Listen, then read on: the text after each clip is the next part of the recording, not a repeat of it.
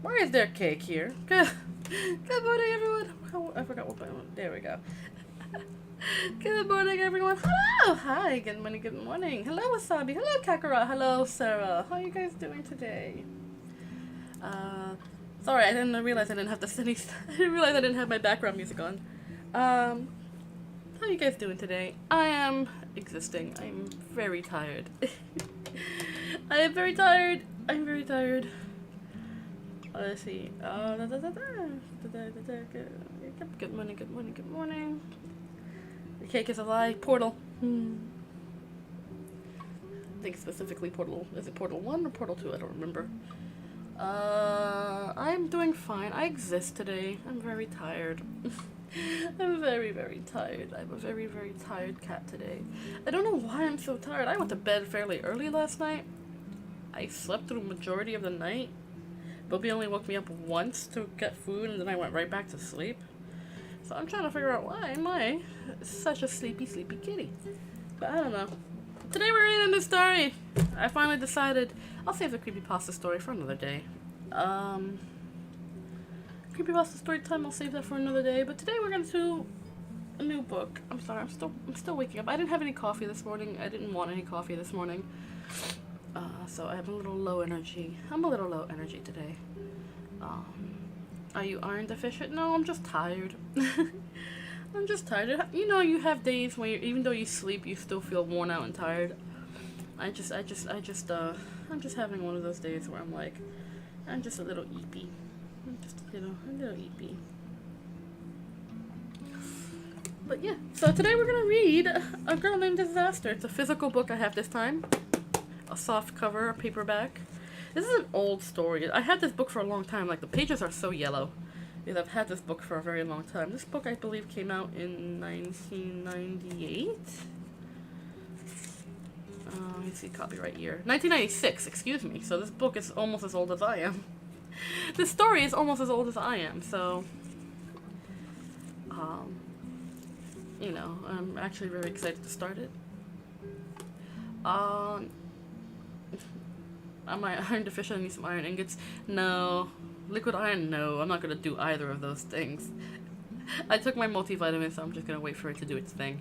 I'm okay. I'm okay. Don't drink liquid iron. It means it's boiling. Yeah, I know. Wasabi. I'm not going to do it. No, it's just the heat and the weather and just stress. It's just a lot of things that's accumulating to my exhaustion. You know, we're going through our last big, like, hip hip hurrah heat wave before you know, before summer dies and autumn comes. I am very, very excited for summer to be over You want to be in the background? Okay, Sarah, I hope you enjoy the story. I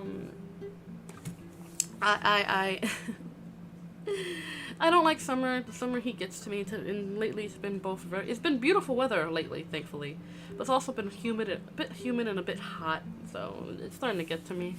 So I just feel a little eepy, a little tired, a little worn out. My fluffy son has been clingy to me ever since the weekend, so he's just chilling next to me. I swear, I went to the kitchen, he follows me to the kitchen. I go back to my room, he comes back to the room. I go to the bathroom, he's like pushing open the door.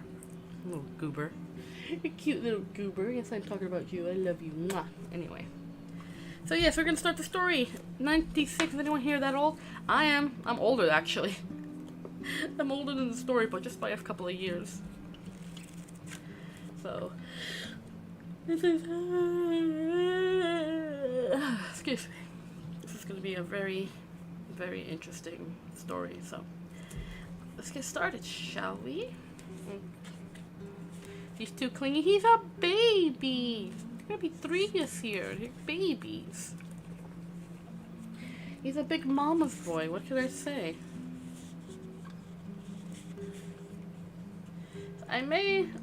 So these names are very much based from like traditional tribal African names. So I'm trying not to mispronounce them. As you guys know, I struggle with names. I suck with names, so I struggle with names. So, you know, I hope that if anyone is from like that part of the world and hears me reading it, please don't get offended. I'm trying my best. I very much struggle. I very much struggle with pronunciation, so because I have a lisp and I should have like a speech impediment. It's coming full because I'm so tired. My speech impediment is coming full swing today. Today is not a good day to do story time, but you know what? I'm gonna do it anyway because fuck it. I've been looking forward to reading this, so we're gonna do the thing. One thing I love about Nancy Farmer's books, excuse me. Oh, excuse me. One thing I love about Nancy Farmer's books is that before you read the story, you get an index of characters. I think the go with some African is not to overpronounce it, like with some. Yeah, I know about that much. I mean, although I may not know how to speak certain languages, I do understand pronunciation to the best, at least to the best of my own understanding. So I try to pronounce it as best as I can, without trying to be like super accented or anything like that. But the one thing I love about Nancy Farmer's books is she does almost all her. I think she does most of her books. Well, at least the books I've read. The only one I haven't read from her is The Ear, the Eye, and the Arm. But in her books, she usually puts like a list of cast of characters. So you kind of get to understand who the characters are, where they're from, in relation to the book, in relation to the story's timeline and stuff like that. So you get to kind of get to know who the characters are. Like you get to know the main character, and then the family members or friends or people in their lives that you kind of and what their relationship is to the main character and stuff like that. It's very nice. It's very nice. Also, well, that's like, even if it's like fictional, like for example, like in The House of Scorpion, where we are in the fictional world of opium, fictional country of opium rather. She puts like maps and trails and locations that you basically go throughout the story, which I really appreciate. So she copied Rainbow Six Siege and do character. Just no. What it is like, think of it like when you're reading a play, like a playbook. You get the list of characters. Like when you go like to a Broadway show or to like a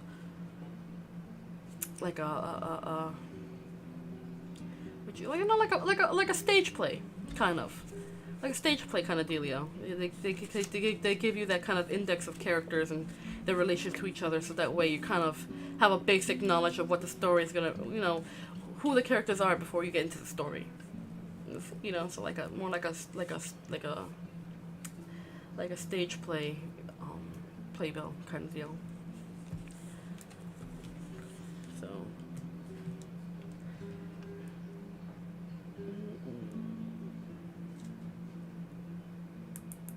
Hold on.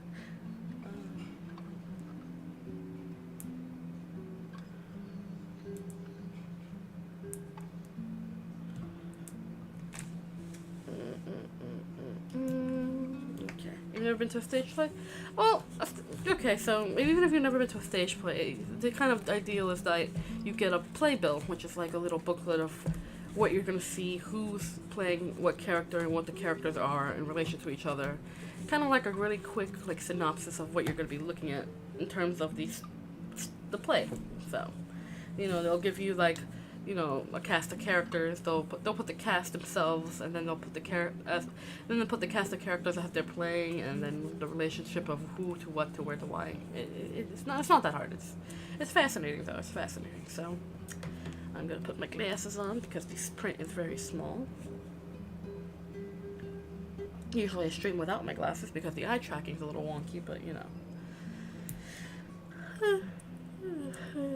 Oh, excuse me, let me get it out of my system now. Eepy. Anyway, well, we're gonna get started now. Chapter 1. Crouched on the branch of a makuyu tree, a girl tore open a speckled fruit. She grimaced as ants scurried all over her fingers. So many, and the inside was full of worms, too. Even Namo, hungry as she was, couldn't eat it. She dropped it to the ground and searched for another cluster of figs.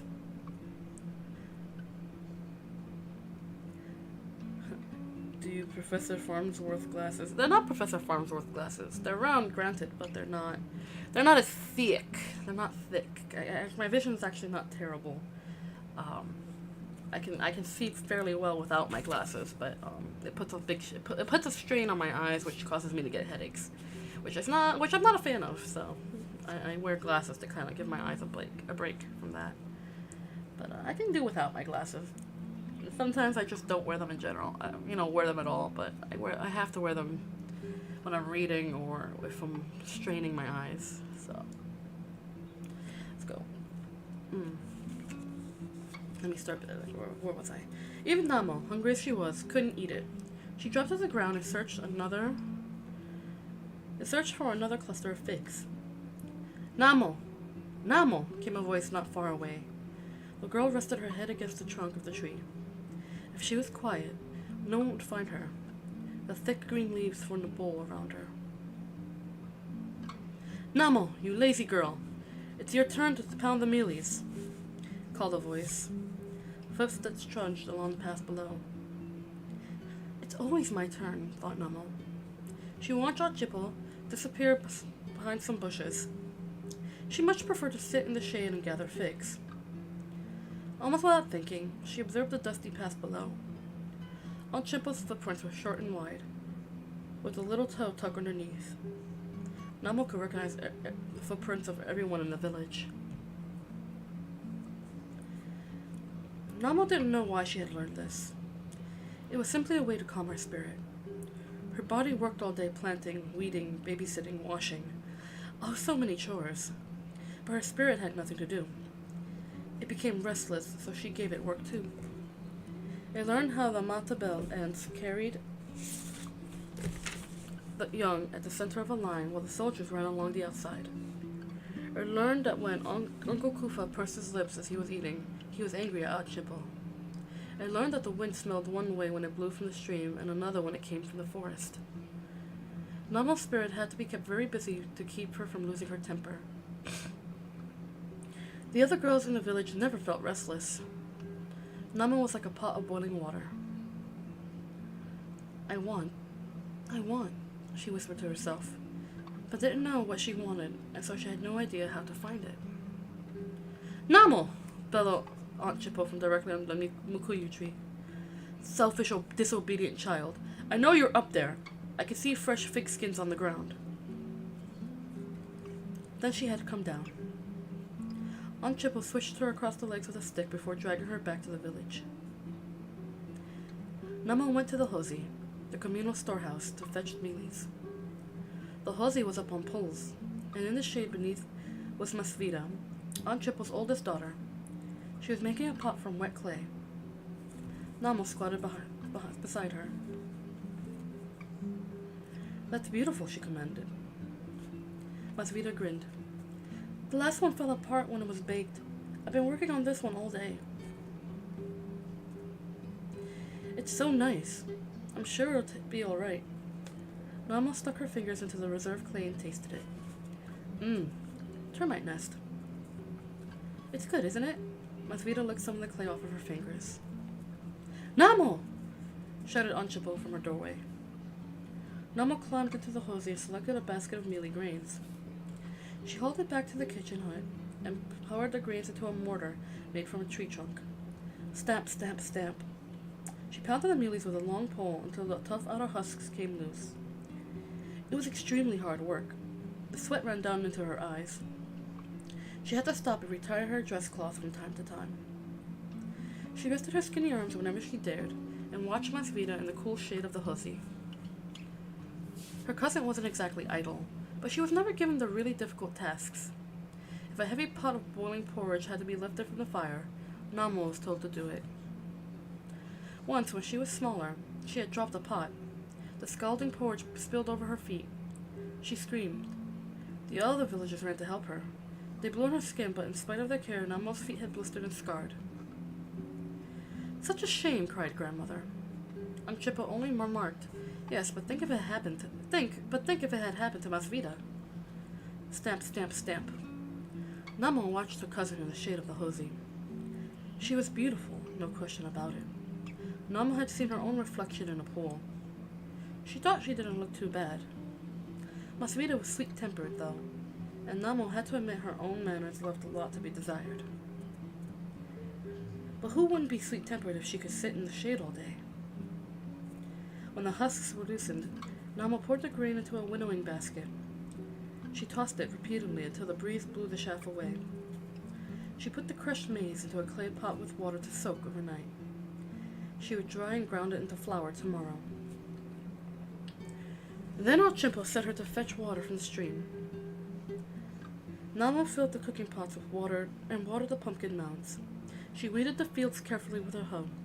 Chop, chop, chop. Next, she collected fresh cow dung for her grandmother's floor. Grandmother sat in the shade outside her hut and puffed on a clay pipe.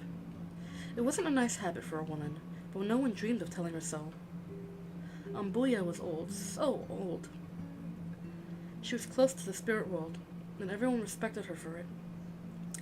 "Welcome, little pumpkin," she called as Namo arrived.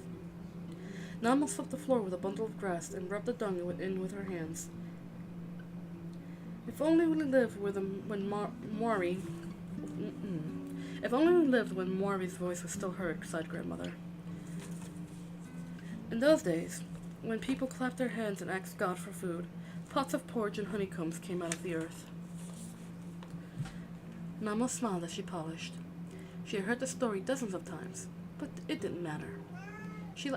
Yes, buddy. Come. Come. What's up, puppy? What's wrong? Restless too? Don't know what to do with yourself? Come. Poor baby. What you want, buddy? What do you want? What can I do for you?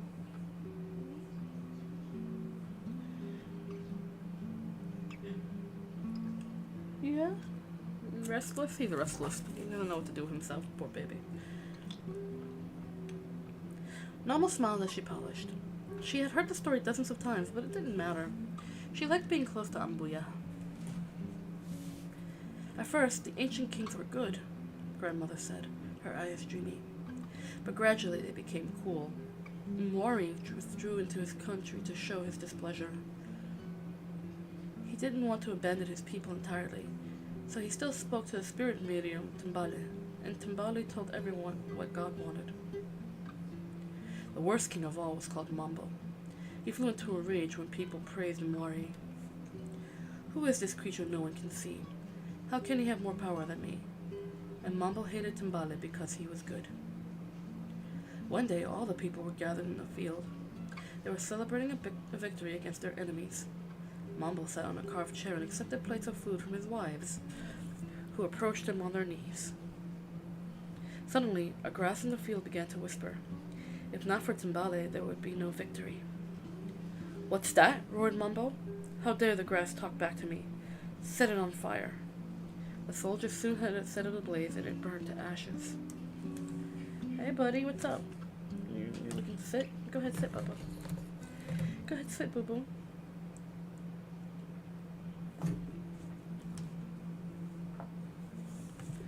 Very good. No, right there. You gonna sit right there, buddy? Is that where you're gonna pat your butt? Okay. Okay, you're gonna fall. Oh, God. Why are you like this?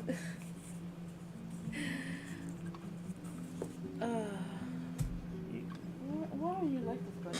I love you, but you're such a pain in the butt. I love you too. He wants to cuddle. Bubby wants to cuddle. Oh no. Hi, buddy. I love you. I love you. Little boy. Okay. The soldiers soon had it ablaze and burned it to ashes. Then the trees all around began to murmur. If not for Timbale, there would be no victory. "Chop down those trees!" screamed Mambo. His soldiers reduced the forest to a heap of kindling. The rocks began to say the same thing, so Mambo had fires kindled on them and split them into pieces.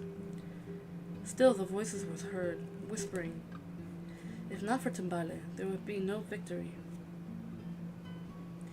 Now it came from the king's youngest wife. "You traitor!" shouted Mambo, but all the people gathered around her and said, "Great chief, please do not blame her. She is only a child." The king said, "Let there be an end to it. Kill her." The soldiers killed the girl, skinned her, and used her skin to cover a drum. They burned the body. Then Mambo had the drum beaten, but the sound disturbed the hearts of the people so much that they crouched on the ground and covered their ears. A voice came out of the wind, saying, "You have shamed me with your evil ways. Now feel my anger. I will send armies against you. I will reduce your houses to sand and your fields to ashes." And so Mwari's voice withdrew from the people forever. Since that time, people had had to work hard, and their lives have been full of strife and danger. Grandmother's voice died away. Soon Namo heard this gentle snore from outside, and she knew that Ambuya had fallen asleep in her chair. She leaned against the wall of the hut and thought about the story. Imagine having your skin used to make a drum. Would your spirit know what had happened? Namo knew that the spirit stayed close to one's body, but Mambo's poor wife had been burned. Except for the skin, did that mean the girl lived in the drum? "Aren't you finished yet?" exclaimed Aunt Chippo from the door. Namo sighed. She washed her hands and prepared to grind the maize from yesterday. Namo used a flat, hollowed-out stone for a base, and a smaller one for a crusher. Crunch, crunch, crunch she went, grinding the maize into flour. All this time, Masvito had been sitting under the hosi. She had 2 half-completed pots sitting on wooden plates to dry. "Come and drink mahu," called Aunt Chippo to her daughter.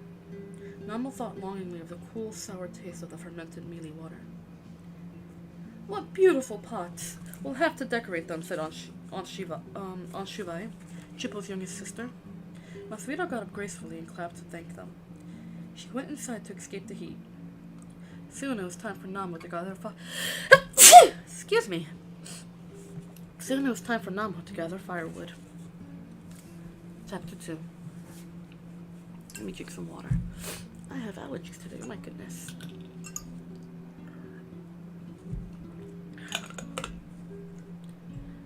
I have a glass bottle of water today.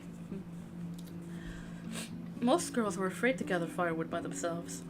The village was surrounded by a forest where almost anything might hide.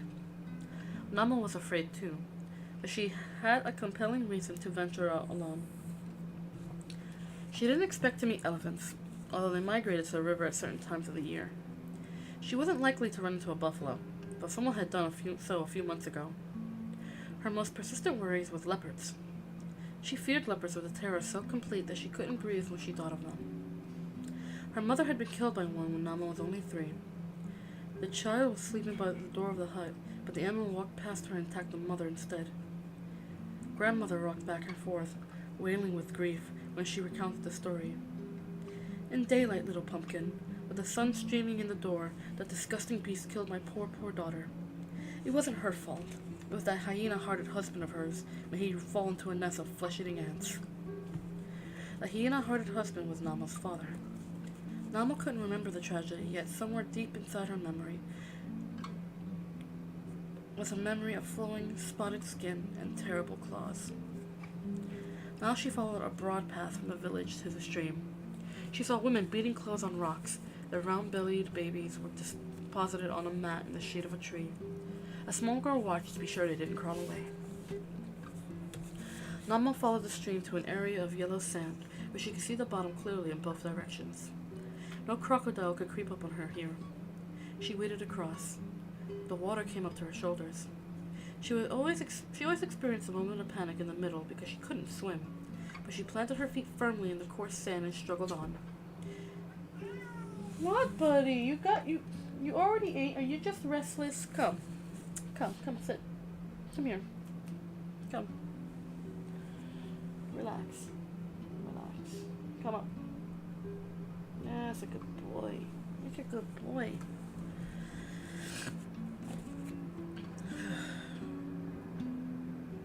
She always experienced a moment of panic in the middle because she couldn't swim, but she planted her feet firmly in the coarse sand and struggled on.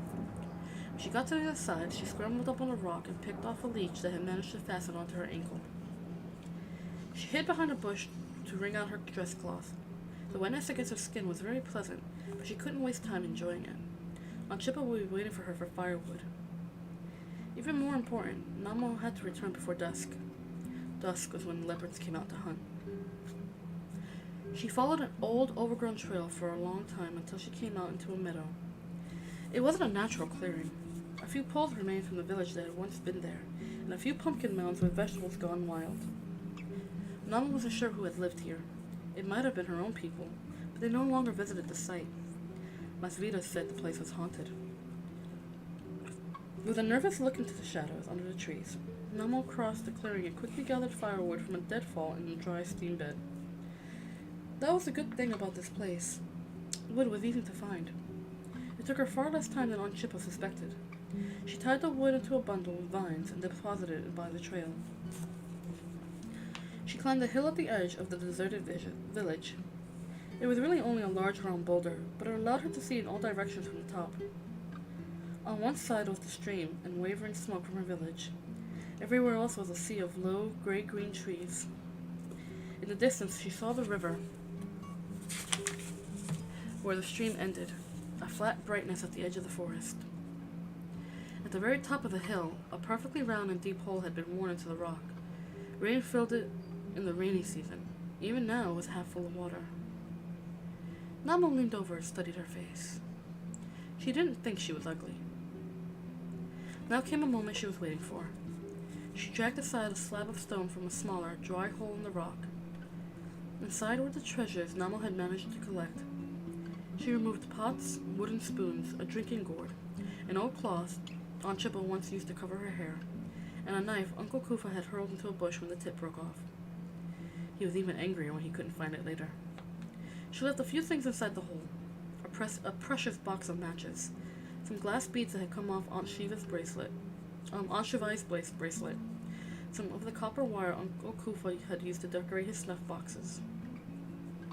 Reverently, Nama smoothed out the cloth and put the utensils on it. Last of all, she reached into a pot and removed a roll of paper. She weighed the edges down with stones. It was a picture torn out of a magazine. Books were unheard of in Nama's village, but very occasionally a magazine found its way in from the distant cities of Zimbabwe. Only 2 men in the village could read. They told the stories for everyone's entertainment. The women studied the pictures of the clothes and houses, gardens and cars with great interest. They tried to copy the hairstyles in the photograph. Eventually, the magazines fell apart and were used to light fires. The picture had been on the cover, so it was made of sturdier paper. The minute Namo had seen it, her heart beat so fast it hurt. The picture showed a beautiful woman with braided hair decorated with beads. She wore a flowered dress and a white apron. She was cutting a slice of white bread, and next to her was a block of yellow margarine. Namo didn't know what margarine was, but grandmother told her it was even better than peanut butter. The room behind the woman was full of wonderful things, but what interested Namo most was the little girl. She was wearing a blue dress, and her hair was gathered in 2 fat poofs over her ears.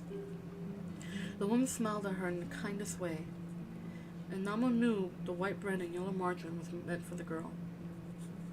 She thought the woman looked like Mother. She couldn't remember Mother, and of course no one had a picture of her. The way her spirit leapt when she saw that picture told her this was how Mother had looked. Namo hadn't waited for the magazine to get old. Right away, when Aunt Chippa wasn't looking, she tore off the cover and hid it. Aunt Chippa was terribly cross. She accused her sister of doing it, but it never crossed her mind that Namo was responsible. What would Namo want with a new hairstyle anyway? Namo pretended to pour tea into the pots. She cut bread and covered it with margarine. I climbed a mukuyu tree and got so many figs, she said. They were so full of worms. I had to throw half of them away. Then I saw a yellow bird. The kind that builds a basket over the water, and it ate the worms. Do you think they grow inside? Namo paused to let Mother answer. I didn't think so either. I saw a swarm of bees fly overhead. Oh, so many. But fortunately, they didn't land. Sometimes Namo tried to imagine her father at the tea party, but she knew almost nothing about him. He had run away before she was even born. Grandmother said he was working in a chrome mine in Zimbabwe. How she had learned this was unknown, but visitors did wander through the village from time to time. Father was at a place called Ntoro Shanga, and someday, Ambuya said, he would return to claim his daughter. The thought was frightening. A stranger could merely show up and take her away from everything she had ever known. No one would stop him, but probably, or so Aunt Chippo said, he had found himself another wife and forgot all about his daughter by now. Namo suddenly realized the light was gone. Maiwe! She had been so absorbed that she had forgotten the time. Scrambling, she packed everything and dragged the lid over the hole. She slid down the hill and tied the firewood to her back. Oh, in this light the trail was almost invisible. The air was strange silvery color, and the gray-green trees melted into the sky. It was the moment when the day animals passed the night animals on their way to hunt. Namo listened for the stream. The air... Yes, buddy, what's wrong? Do you want to sit on my lap? Is that what you want? You want cuddles? Oh, spoiled boy. What do you want? Come. Come. Come. Up. Come up. Come on. No? I don't know what he wants. He's so needy today. Today he's being especially needy. That's my boy. Come. That's right. Up, right in front of my... Yep, right in front of... Yep, okay. Right in front of you. When you want to sit, buddy? Right in front of me, yep. You want to sit? Sit, buddy. Sit. Sit. That's a good boy. There we go. Now just put the book on top of you. There we go. The air was so still she couldn't smell it. Shh, shh. There it was in the distance. She made more noise than usual, smashing into the bushes in her haste. All at once she was by the stream. The surface of the water gleamed with silver light, and it was impossible to see underneath. Crocodiles liked this time of day. They floated just beneath the water where their flat yellow eyes could watch anything that approached. Oh, whispered Namo. She lifted the bundle of firewood to her head and slowly approached the stream. Shh, shh, went the water as it rushed along the banks. By the trail in the bushes, it was a spotted shadow, sitting on its haunches, barely visible in the speckled light. Namo froze. Behind her was no safety. If she returned to the deserted village, the creature would only follow her. She could throw the firewood at it and hope to frighten it. Or she could wait. The villagers would come to look for her. Or would they? Nama wasn't sure. The darkness increased. Then, quite suddenly, the strange silvery quality of the air faded. A half-moon lit the path, and Namo saw that the leper was merely a tangle of leaves by the water. It had been a trick of the light. She could even see faintly into the water. The sand lay in pale sheet without any crocodiles floating over it. Shaking with relief, she edged past the spot and entered the water. It felt warm now in the cool air of the evening. She held up the firewood high to protect it, and presently she came up to the other side and hurried towards the cook fires beyond the trees. "Where have you been?" Aunt Chippo crossly. "Hi, buddy. You're in front of my camera, you're in front of my camera, buddy. What's up? You want to be a VTuber? Is that what you want?" Go on. Oh, you want to play? You want to play, yeah, Sid? You want to play? You want to play?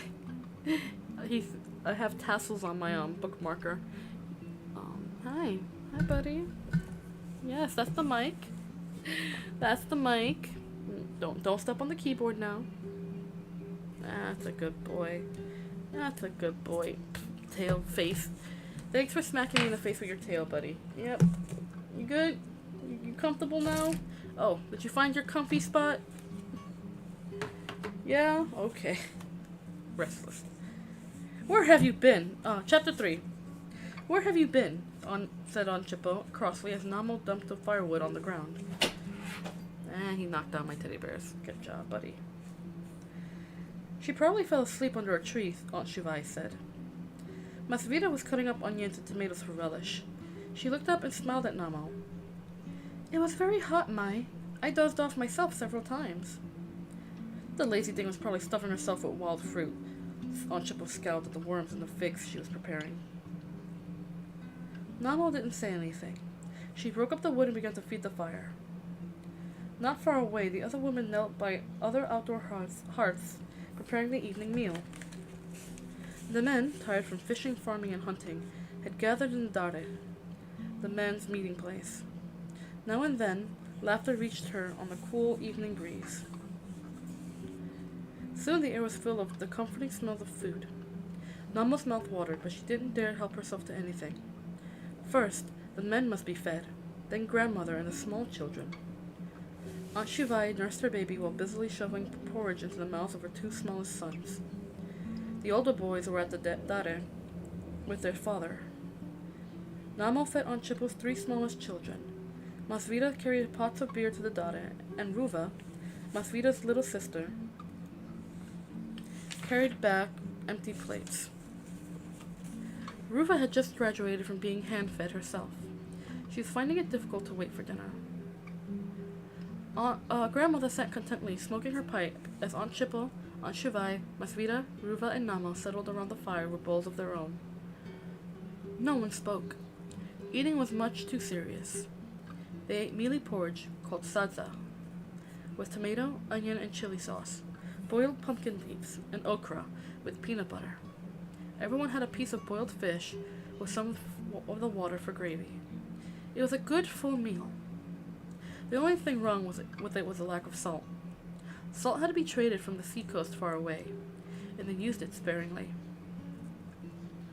"Ah, that was good," sighed Aunt Shuvai, mopping up the last of her relish with a chunk of stiff porridge. "Namo, fetch the men's bowls," Aunt Chippo said lazily. "You can wash them outside." Namo hurried off to perform this last chore. She bowed respectfully as she entered the Dare. Uncle Kufa was telling one of his favorite stories about a willful girl who insisted on running off with a strange man her parents didn't like. "She went up the mountain with him," said Uncle Kufa. "Go on," said the other men and boys, joining in with a polite response. They knew the tale, but they looked forward to the ending. Her husband walked too fast.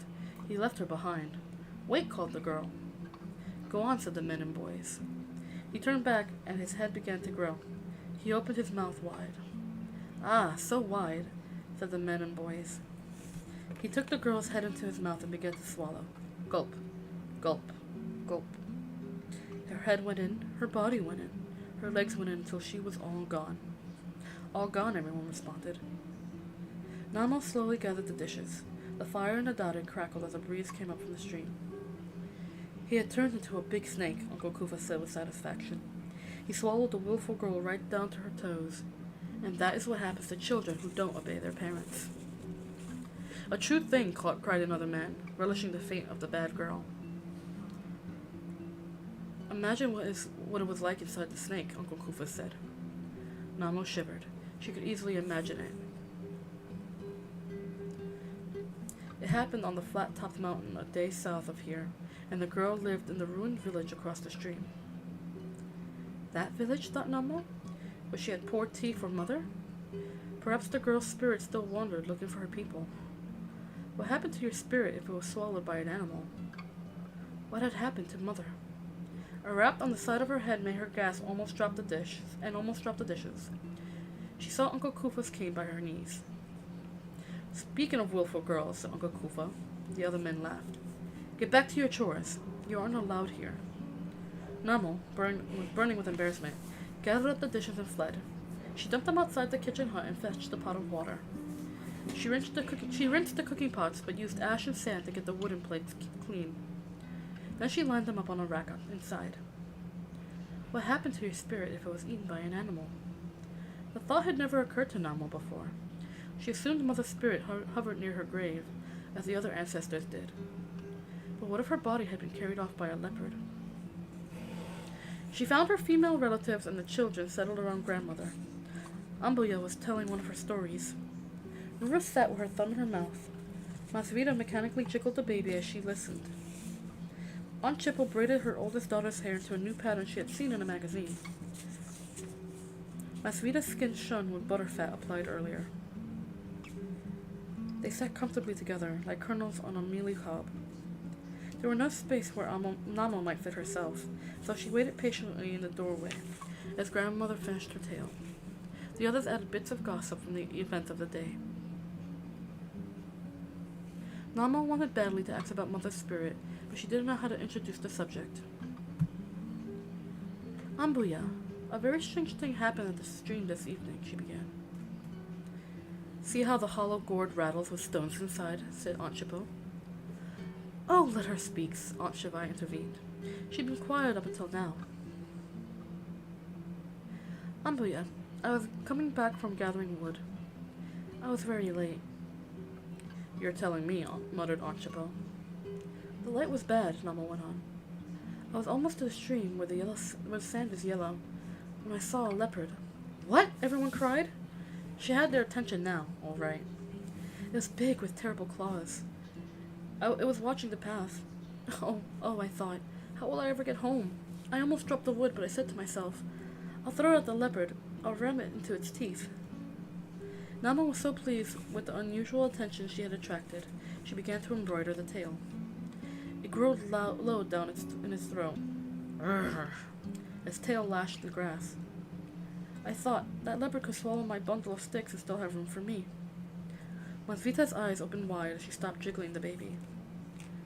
My way? What could I do? Oh, Mother, help me, I cried. All at once the moon shone brightly. It shone onto the leopard and turned it into a bush. It was only a donkeyberry bush. I kicked it hard as I went by and came straight home. Now Namo planned to ask about Mother, but she became aware that the room was unnaturally quiet. Grandmother, Aunt Chippo, Aunt Shivai, Masvita, Ruva, and even the little children were all staring at her. I don't think it was a good idea to kick the bush, said Aunt Shivai. A spirit leopard, Aunt Chippo said in horror. The light was bad. Probably it was a bush all along, Namo amended. No, you said it growled. This is very serious. I must talk to the Nganga about it. Namo's heart sank. Nganga lived in the next village and didn't do anything without being paid. Perhaps it was just passing through, argued Aunt Shivai. But it was waiting for Namo, said Aunt Chippo, pulling Masvita closer. Mother sent it away. Her spirit is nearby, isn't it? Namo asked. Well, of course, little pumpkin, Grandmother smiled sadly. I mean, Namo didn't know how to put it. Mother was eaten by a leopard, so her body... Oh, listen to her, exploded Aunt Chabot. Go to bed, Namo, before you make Ambuya cry. But grandmother was already weeping silently. She beckoned for Namo to sit beside her. Namo tucked herself between Aunt Shivai and Ambuya. She felt tremors of grief run through the old woman's body. I should have explained before, grandmother said after a few moments. Little pumpkin, we found your mother's bones in the forest. She was a small woman and the leopard was able to drag her away. When someone is carried off this way, we sacrifice a cow and lay it in the grave. This replaces the body so the spirit can return home. Namo was awestruck. Cattle were extremely valuable and they were almost never killed. How much Amboya must have loved mother to do that. Tears began to roll down her face too. So you see, your mother was able to protect you from the spirit leopard. Namo wanted to say she had made up the part about the growl, but it was too late. Ambuya hugged her tightly. Namo was almost never shown affection as she liked the feeling. She didn't want Ambuya to stop. She often wondered why her aunts didn't like her, but it was probably had something to do with father. No one ever talked about father. Namo didn't even know why he had run away, although she was well aware of the result. Mother had died because he hadn't been there to protect her. Normally, a child is sent off to its father's family if the mother died. A child's totem, and therefore its true kinship, came from the male parent. Namo had not been sent away. Sometimes she felt bad about this. Her real family would have welcomed her. At other times, such as tonight, she was content to bask in Ambuya's affection. After all, father's family might be as vicious as a pack of starving hyenas. She had no way of telling. Time for bed, said Aunt Shivai. Namo, Masvita, and Ruva rounded up the little girls and took them to the girls' sleeping hut.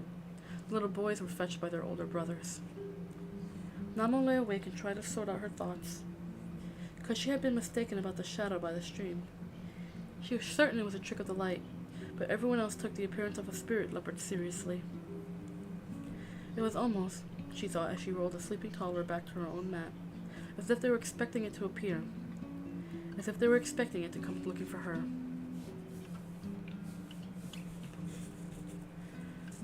Chapter 4. Hi, Cal. Hi, Cal. How you doing, buddy? Thank you for stopping by. I hope you're enjoying the story. Chapter 4. Very early next morning, Masvita left the girls' hut. This was most unusual. Namo quickly tied her dress cloth and went to investigate. She looked in all directions, but her cousin already vanished. Takawira, grandmother's brother, was coughing and groaning in his hut. Soon he would call for someone to take him to the bushes. Namo bent to study the ground. Masvita's footprint went across the compound to grandmother's hut. That was a surprise. Grandmother was the only person in the village who regularly gave Masvita any chores. Her cousin usually avoided her. "Help me!" came Takawira's querulous voice. One of the boys appeared instantly from the boys' hut. To hesitate when the old man needed to relieve himself was to invite disaster. Namo hurried off to begin her chores. Soon she had water boiling actively in a three-legged pot. She measured tea leaves in her hand and threw them in. Tea was a luxury. Only grandmother and Takiwara drank it regularly. They liked it as sweet as possible, so Namo measured 6 spoonfuls of sugar into the pot. Uncle Kufa and the other men traveled to the trading post to barter for tea, sugar, salt, cloth, and matches. Namo had never seen the place. The trading post was located where many trails from various villages converged.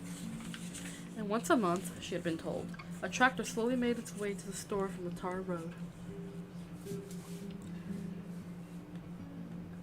It pulled a wagon piled high with goods and people who wanted to visit the villages. Uncle Kufa said a child could walk faster than a tractor, but of course it never got tired. The travelers had a good time swapping stories as they rode. Cal, really? My dude. Funny.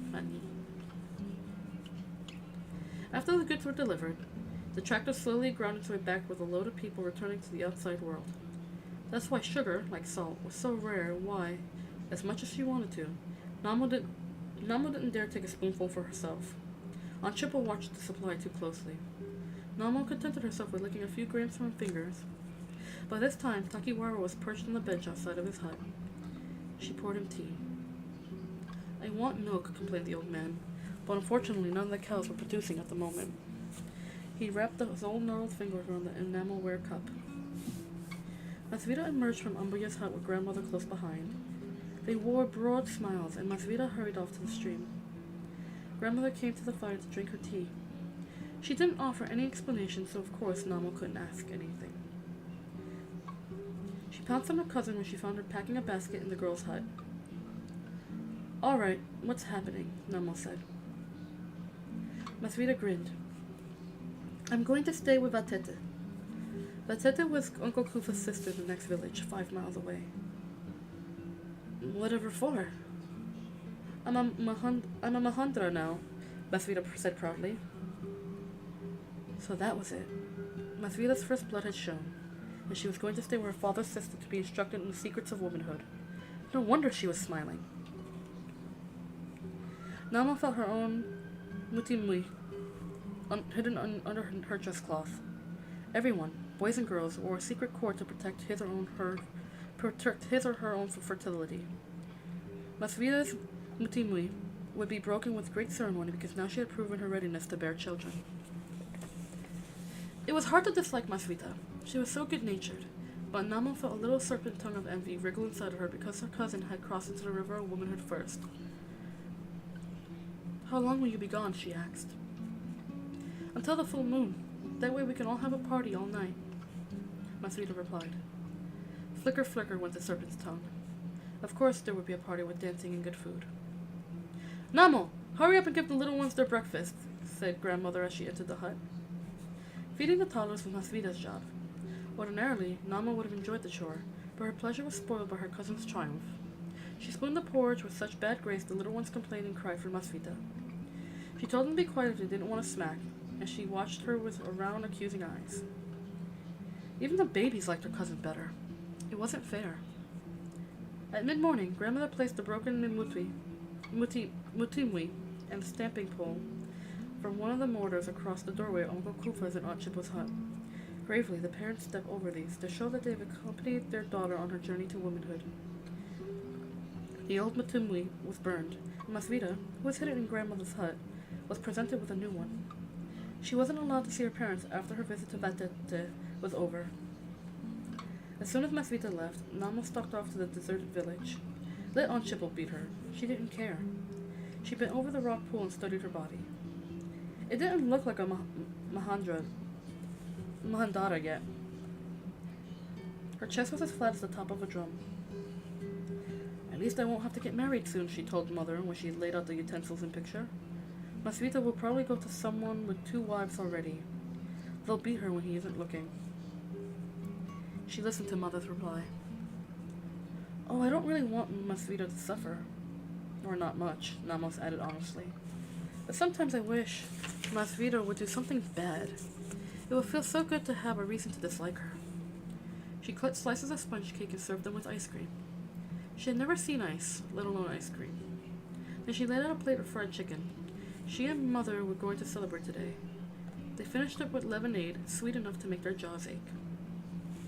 When I become a Mahandara, she announced, I'll get a new dress cloth and a necklace of blue beads. I'll have pink plastic shoes like that pair Aunt Shuvai got from the trading post. When I come back from Vatete's house, I'll have a party too. A sudden thought struck her. Masvita's Vatete was, of course, Uncle Kufa's sister. Who was hers? Father must have a sister. Where was she? Not in any village Namo knew about. A child belonged to its father's family. No matter that Namo had spent her entire life with her mother's relatives, when the time came for her to marry, the father would arrange the bride price. Grandmother will send a message to him, Namo assured mother. Amboya said that he is in Mtoro Shanga. She must know how to call him. By now, Namo's stomach was grumbling. It was all very well to eat pretend cake and chicken, but her real stomach felt like the 2 sides were stuck together. She repacked her treasures, slid down the rock, and built a fire in a dry stream bed. Namo dug around the deserted gardens until she had found several sweet potatoes to roast. Then, driven more by thirst than any desire to return home, she gathered a bundle of wood to mollify Aunt Chippo and trudged back to the stream. She entered the village nervously. She had been gone for hours. The water pots had been neglected, the pumpkins unwatered, the mealies unstamped. Aunt Chippo would be furious. Namo dropped the firewood outside the cooking hut and braced herself. But grandmother came out instead. Aunt Chippo was squatting inside, her mouth set in a sour line. She didn't say anything. Ambuya beckoned for Namo to follow her. In her amazement, Namo saw Ruva and the other girls hauling water from the stream. It won't hurt them to bend their backs for once, grandmother remarked. I need my granddaughter's company today. Masvita is your granddaughter too, Namo couldn't resist saying. Yes, but she's off getting her skin oiled and her mouth sweetened with honey. Anyhow, little pumpkin, sometimes I find Miss Masvita just a little dull. Namo was astounded by this. It was the first time anyone had hinted Masvita might be anything less than perfect. Grandmother took Namo into her hut and gave her, wonder of wonders, lemonade with sugar, exactly what she had pretended given Mother. Your mother grew slowly, said Ambuya, startling Namo out of her reverie. I worried a great deal at the time, but people are like plants. Some shoot up like weeds, and some are slow like fruit trees. In the end, the fruit trees are worth more. That sounded all right to Namo. Masvita was a weed. Runako, your mother, was worth waiting for. Did you know she could read? Namo shook her head. Things were getting more suspicious by the minute. Your grandfather and I used to live at Nyanga in Zimbabwe. It's cold there. Ice forms in the water in winter. Hold on one second.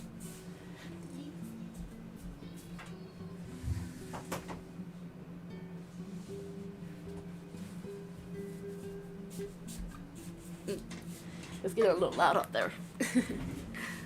I love words. I love words too, Wasabi.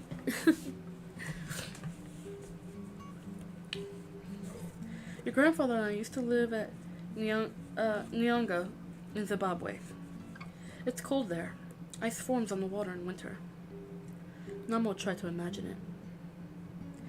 Grandfather cut trees for a white farmer. Oh, such strange trees. They were tall, with leaves like needles. Everyone was exactly alike, and they grew in rows like vegetables.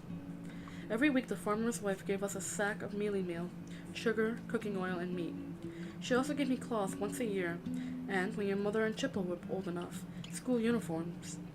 Shivai was still a baby.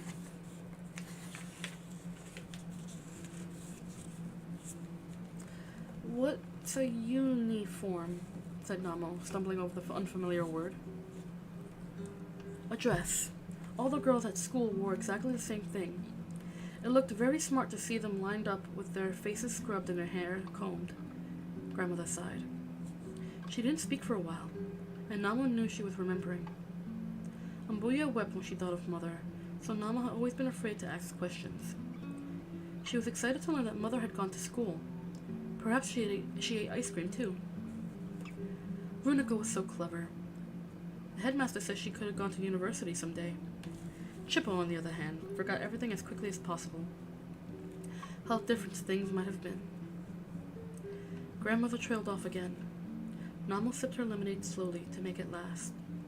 Outside, crows cawed and someone shouted at them. They must be trying to raid the garden. One day, Grandfather was killed by a car as he was walked along the road. The farmer gave me his pay for that month, $10, and turned us out of the house. His wife gave me 2 old dresses and a photograph of herself. I tore the picture up the moment I was out of sight. We had no house, no money, no work. This village was the only place we could survive. Runako cried when I took her books back to school. Ambuya fell silent. So quite soon she began to snore. Namo gently helped her lie down and stretched out on the mat herself to think. Masvita returned the day of the full moon.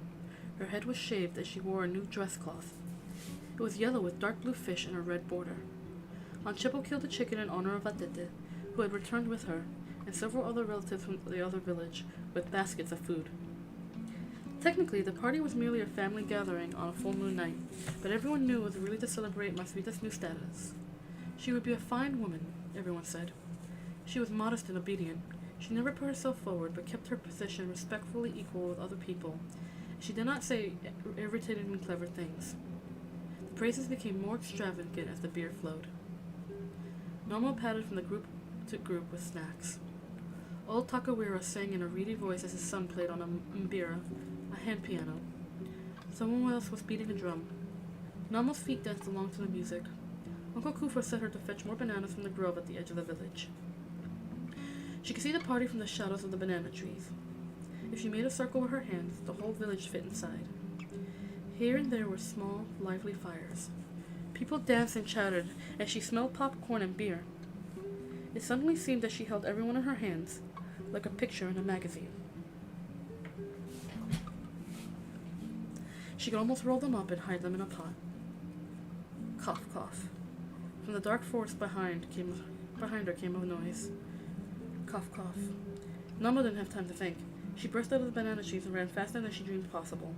She fled back to the campfires and fell on her knees in front of her astonished relatives. Namo! Cried several people, springing to their feet. Did you hurt yourself? What's the matter? Namo lay on the ground, moaning with terror. Leopard, she finally managed to gasp. Everyone grabbed branches from the fire and ran off to protect the animal pens. For a while, all was confusion. The men shouted. Women dragged babies into huts. Then, gradually, the commotion died down. All that exercise had given me a powerful thirst, said a man, tossing his burning branch into the fire.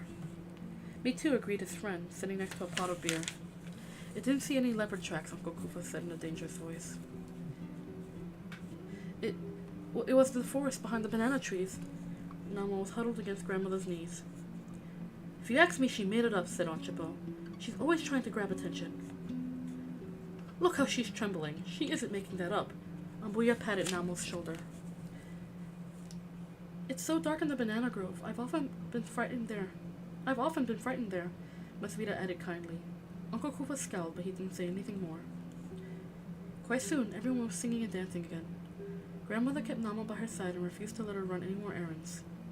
After a while, the conversation reverted to Rura, the bride prices that had been paid for various relatives. It was a very popular topic of conversation. Fathers counted on the wealth they would get for their daughters. How else could they be rewarded for praising otherwise useless girls? How else could they afford to buy wives for their sons and ensure that they would eventually become ancestors? Sometimes it took many years to pay off the Rura. Sometimes there were several sly looks. It took no time at all. Namo understood what a woman's value was determined by the size of her bride price. Vatete told them all about someone who had earned a whole herd of cattle for her family. Years and years, the son-in-law slaved to pay for his wife. Ah, everyone sighed with envy. On the other hand, Vatete said, even a barren goat was too much for some women, not mentioning names, of course. We won't have that problem with Masvita, said Aunt Shivai. Not indeed, everyone agreed. Or with Ruva, added Vatete. She's so plump and pretty. Ruva ducked her head with embarrassment. What about me? Nama wanted to ask. I'm older than Ruva. What about me? She waited for grandmother to introduce the subject, but Ambuya merely signaled for Aunt Shivai to massage her feet. Not long after, she sent Namo and the other girls to bed. Wake up, said Masvita, shaking Namo. Namo sat up and rubbed her face to clear it of sleep. It was still dark, although the crowing of a rooster told her dawn was not far away. What's the matter? Did the leopard come back? No. Vatete is sick. They're sending for the Nganga. Namo got up at once. Namo's village had no Nganga, and 6 people had to travel 5 miles to be treated. Vatete must be extremely ill to ask a doctor to come to her village. She was tired by the walk yesterday, Masvita said as they hurried through the dark. We had to rest every mile or so. I thought she was better last night, but she began to vomit after the party. By now they were at Aunt Chippo's hut. Vatete was curled up on the mat inside, and Aunt Shivai was wiping her face with a wet cloth. Namo saw at once that Vatete was extremely ill. Thank goodness! Namo, cut some thatching grass. We need it for bedding. Aunt Shivai dipped the cloth in water and bathed the sick woman's arms and chest. She's very hot. I don't think this is food poisoning. Namo took a sickle and hurried off. The first streaks of light were turning into the clouds pink. She could see well enough, but she moved cautiously after leaving the village. No one else had seen the traces of the leopard, but Namo had no doubts about his existence. Presently, she came to a stand of dry grass and sliced off as much as she could carry. When she returned, Aunt Shivai and Masvita packed a layer under the sick woman. Aunt Chippo attempted to give her water, but Vatete only moaned and pushed it away. The sick woman was curled up in a ball, as though her stomach hurt. Her face was gray and her eyes were squeezed shut. Don't just stand there, Namo, Aunt Chippo snapped. Fix breakfast and feed the babies. Don't think you're going to sneak off to the bushes today, my girl. Namo spun around and left. She felt stung that Aunt Chippo thought she would run away during an emergency. It hadn't escaped her notice either that she had been the one awakened to cut the grass. At least it showed that it believed me about the leopard, thought Namo with a bleak smile. She blew last night's coals into flame and hauled a large pot to the fireplace. All day she ran from one chore to another. Inside Aunt Chippo's hut, Masvita found Vatete, and Namo's aunts watched with expressions of great worry. Uncle Kufa sent another message to urge Nganga to hurry. But at midday, Aunt Chippo and Masvita suddenly broke into wild cries. Aunt Shivai rushed out of the hut, pulling her hair. She's dead! She's dead! She wailed. She fell on her knees. Namo caught her emotion and began to wail too. Other women rushed to add their cries. Poor Vatete, Namo thought as she rocked back and forth with her arms tightly wrapped around her chest. Only last night she was joking about Rura. She was so happy. People hurried off to carry the message to the other village. A woman poured ashes into a mortar and pounded them as she called the names of Vatete's relatives who lived too far away to attend the funeral. Cousin Kuda, she cried. Great Aunt Misodzi. Uncle Tendai, please do not be frightened. Your relative died here. We know you would come if you could. The ashes blew away on the wind, carrying the message. But when evening came, grim news arrived. People were dying in other villages. Even the Nganga laid in his hut, unable to rise. None of the relatives would be able to come.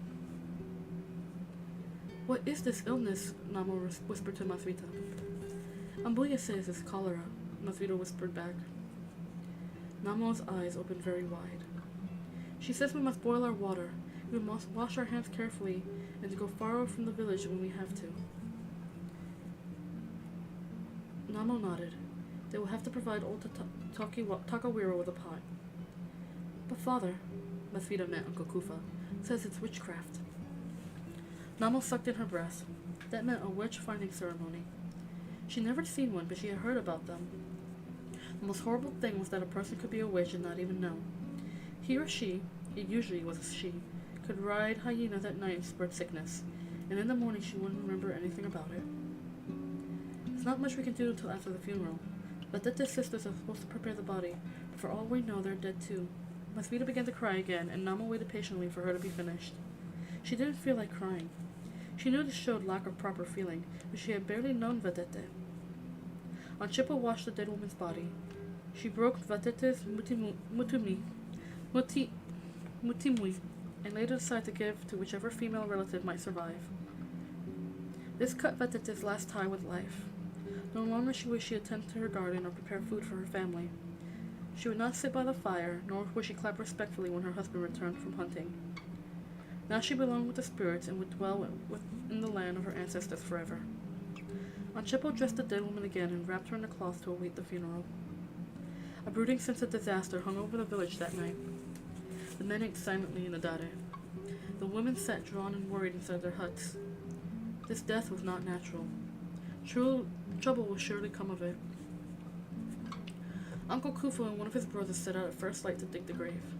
They had already selected a termite hill about a half a mile away. They dug a shaft downward and then sideways in the tough clay.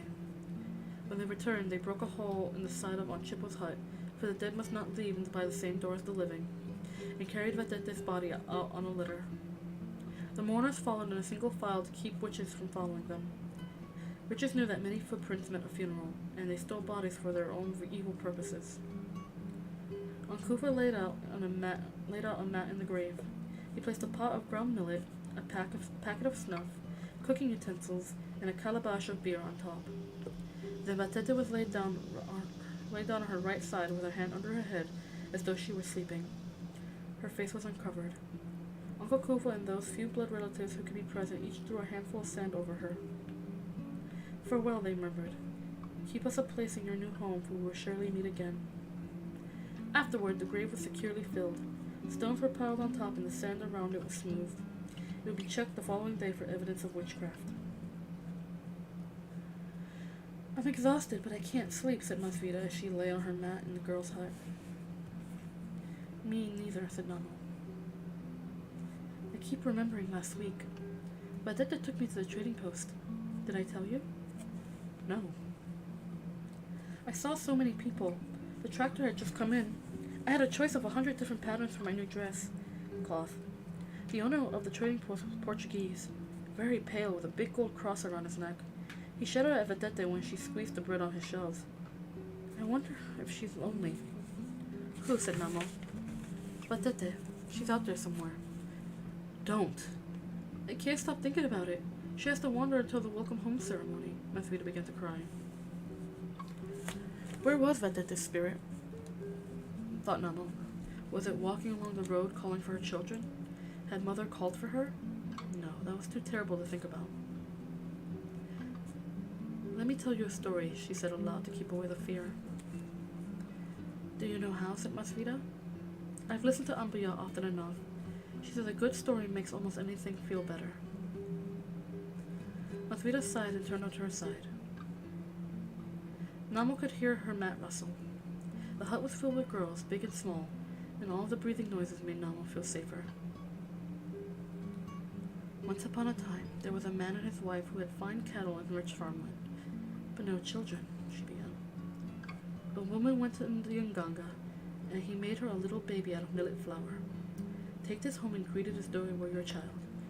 Tell it your praise names and totems.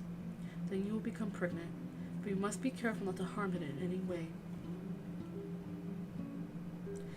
The woman obeyed, but one day the millet flour baby slipped out of her hands. "Oh, oh," she cried, "my child has broken in two." Still, there was nothing to do but fit the two halves together again.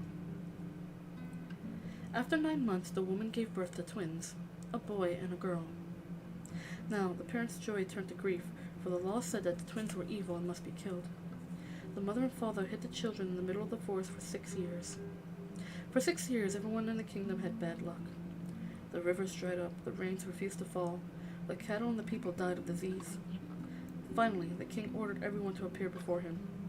His witchfinder would smell everybody's hands and discover who is responsible. The parents knew they could no longer hide their children. The father took them into a deep pit behind a waterfall and threw them inside. With a heavy heart, he returned to his wife. But the boy and girl were swept away by the water to an underground country. This land had a blue sky like ours. It had fields and rivers and villages. It was very beautiful, but the people and animals were all damaged in some way. They had broken wings, or legs, or hearts. In spite of this, they appeared cheerful and welcomed the twins. "Where are we?" asked the boy and girl. "This is the country of all those who were thrown away by the world above," the people and animals replied. The twins lived there for a long time. One day, when they were playing by a hill, a crack opened up in the rock. They saw their father weeping on the other side. "Father, father!" they cried. They climbed through the crack and went home with him. Their mother had become old with grief, but she cried with happiness when she saw her children again. The parents gave the twins anything they wanted. They never scolded them or made them work. In spite of this, the children didn't feel happy. "We don't belong in this world anymore," they decided. So one night they left the house and went back to the waterfall. "Farewell, mother and father," they called as they held hands. "We are sorry, but we belong with the creatures who have been broken and thrown away." They jumped into the pit and were swept off to the underground country, and their parents never saw them again. Masvida's regular breathing told Namo that she had fallen asleep. She had never attempted such a long story before, and was pleased with the results. Too bad her audience had disturbed her. Grandmother had thought that killing twins was wrong, but when Aunt Chippo and Aunt Shuvai were of the opinion of that one, at least we should be allowed to die. It was necessary to protect the village from evil. Namo hoped she would never be faced with that problem. Wrapped in the comforting presence of the other girls, she drifted off to sleep beside Masvida. In the morning, Uncle Kufa returned from Vatete's grave and said the sand had been marked with the prints of a leopard. Chapter 6. Witchcraft, whispered Masvida in the girl's hut. Others watched her with frightened eyes. The only light came from a burning wick and a tiny bowl of cooking oil. The smell made most nose twitch. Are they sure? Said Tazviona, a large girl who had been born with a twisted foot. Namo knew that witches caused deformity, but no one had ever discovered who was to blame for Tazvonia's misfortune. Perhaps it was Anna, who was married to Crocodile Guts, the boatman. Anna had a nasty disposition, and everyone knew that her great-grandmother had been a witch. They were talking about it at the dare. At the dare, Masvida said in a low voice. I listened outside after I brought the food. Father says witches send animals to dig up bodies. They didn't get Vatete, cried Ruva. No, of course not. Father surrounded the grave with the branches of mutarara, a wild gardenia, to confuse them. Namo thought about her young cousin. Ruva was known to sleepwalk, which could be the first sign of witchcraft. Aunt Chippa was certainly worried by the habit and slapped her daughter whenever it happened, but it was hard to think of the little girl as a horrible witch. Anyhow, Ambuya said she would grow out of it, and that they should worry more about Ruva falling over a cliff. Especially because it was a leopard, finished Masvida. What? I didn't catch that, Namo said. We've had a lot of visits from leopards recently. First the spirit animal by the stream, and then one in the banana grove. I didn't really see a spirit leopard. It was a trick of the light. He growled at you, Masvida gently reminded her. Namo felt trapped. If she protested now, everyone would think she was trying to hide something. Will Father send for the Nganga? Ruva asked. The Nganga isn't good enough, Masvida explained. The elders are going to wait till Vatete's relatives can visit us. Then they'll call a specialist. Muvuki, gasped Tazviona. It made sense, Namo thought. Muvuki lived near a trading post, where he could be consulted by people from many villages. He could smell witches by their evil thoughts, and it was useless to lie to him. I heard that he got his powers in a bad way, stammered Tazviona. The other girls eagerly bent forward. He studied with a famous doctor in Maputo. The doctor told him to kill a close relative so he could force the spirit to serve him. Ah, sighed the girls. Which relative did he kill? Namo asked. His oldest son. Everyone was speechless with horror. That made the Mavuki very close to being a witch himself. I think the Nganga is perfectly able to solve our problems, Namo declared. Ambo is saying witch hunting is a way to get rid of people nobody likes. She says it's illegal in Zimbabwe. Everyone looked at her in surprise. It was alright for grandmother to say outrageous things, but not for a girl like Namo to repeat them. You're only saying that because the leopard appeared to you, said Tazviona.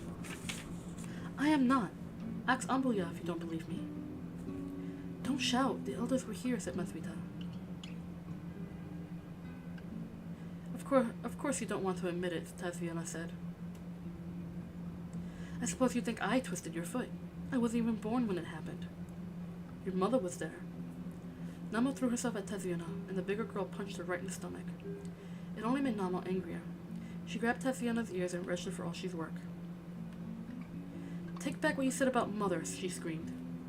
She was a bad woman. Everyone knows, Tazviona shrieked back. The other girls fell on the pair, trying to pull them apart. Ruva tipped the light over on the sleeping mat. It flared up instantly. Masvita kicked open the door at once and dragged them out before it set the whole hut on fire. Everyone struggled outside. The mat crackled as it burned. Red gleams shone on everyone's faces. "You girls are a disgrace," shouted Aunt Chippo as she ran towards them. She was followed by people from nearby huts. "We're all worried sick, and you have to throw temper tantrums. Bad, bad children." She dealt out blows in all directions. "Who was fighting?" said Uncle Kufko in a terrible voice. The girls were silent, but it was clear who had been involved. Namo and Tasviona was breathing heavily. Tasviona was clutching her ears. Namo had deep scratches on her arms. Tasviona's mother led her off to be punished privately, and Aunt Chippo took Namo off to an empty storage hut. Aunt Chippo pinned Namo's head between her knees and lashed her with a leather strap until her arms were tired. "You can sleep here. You won't find anyone but the mice to fight with." She slammed the door shut and secured the bolt outside. At first, Namo barely noticed the welts Aunt Chippo inflicted. Her spirit was too angry, but gradually, as the excitement of the fight wore off, she began to hurt. She huddled next to the wall with her knees drawn up almost to her chest. "I'm glad Tasviona's foot is twisted," she said to the dark hut, but almost at once Mother's voice whispered inside of her head. "You don't really think that. You're angry because she insulted me." "I should be angry," said Namo. "You weren't bad." "Of course not. I'm proud of you for sticking up for me." It was so dark Namo couldn't see anything, even with her eyes wide open. If she concentrated, she could imagine Mother sitting across the room from her. Mother wore a bright blue dress and pink plastic sandals. A flowered scarf covered her hair. Namo stretched out, wincing as the marks of the lashes met the floor. Most girls would have been terrified to be left alone, but Namo rather liked it. She had never let Aunt Chippo realize this, however. "I wonder if they really will call them Mavuki," she thought sleepily. Uncle Kufa might think twice after he considered how much a specialist cost. He would have to bring him from the trading post and detain him until the judgment was given. Uncle Kufa was so stingy he would rather eat boiled weevils than admit porridge had gone bad. Could a Mavuki really have killed his own son to get power? A man like that wouldn't think twice about killing anyone else. What happened to the people he smelled out? Namo understood that most witches were tolerated, as he might tolerate a bad dog in the neighborhood. But if someone had done something really evil, like spread cholera, for instance, wouldn't that person be punished? Namo had heard a story of a witch who had her eyes poked out with a sharpened stick. "They don't do that anymore, do they?" she asked Mother. But Mother's spirit had stolen away, and the hut was silent. Takawiro was the next to fall ill. He was dead in less than a day. He was very old, everyone whispered. He had reached the end of his natural life. But when Crocodile Guts got sick, everyone was shocked. Crocodile Guts owned the only boat in the village. No one else cared to go out on the river, where hippos could chop up your boat in half, or crocodiles could pull you overboard. No one else knew how to swim. The boatman piled his homemade nets not far from the shore and brought in fat bream and tigerfish. Everyone liked bream. The tigerfish weren't as popular. They spoiled rapidly in the heat. Crocodile Guts sometimes tried to sell them after their eyes had gone milky, but people weren't often fooled. If he couldn't unload his catch, Crocodile Guts would merely laugh. He was a large man with booming, hearty voice and eat the fish himself. That's how he got his name. Crocodiles could eat meat that had been rotted in the water for several days without getting sick. The boatman seemed to have the same ability, and people made detours around his cooking fires. If he could get sick, everyone whispered, no one was safe. The villagers watched in horror as day by day the big man shrank with illness. His eyes turned milky as the sun ripened tigerfish, and then he died. His wife, Anna, howled with grief. No one had suspected how attached she had been to her husband. She was such a sour, complaining woman that everyone expected her to dance with glee. But Anna wept bitterly for Crocodile Guts, and then she too fell ill and died. In spite of grandmother's precautions, cholera had already found its way to the heart of the village. Suddenly it was everywhere. Some people were only lightly affected. Some were stricken with all the savage force of the illness.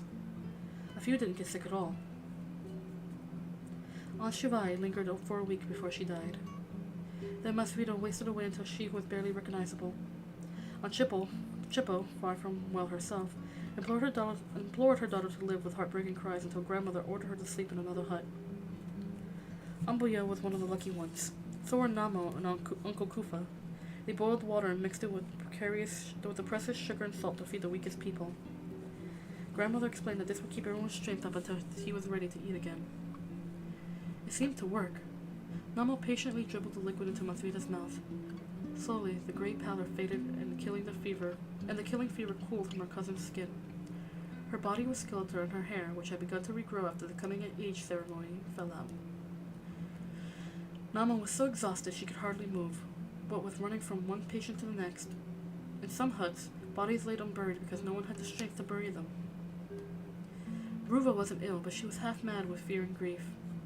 She curled up next to Masvita and refused to eat. Very early on, Namo dragged her off to stay with a family at the other end of the village.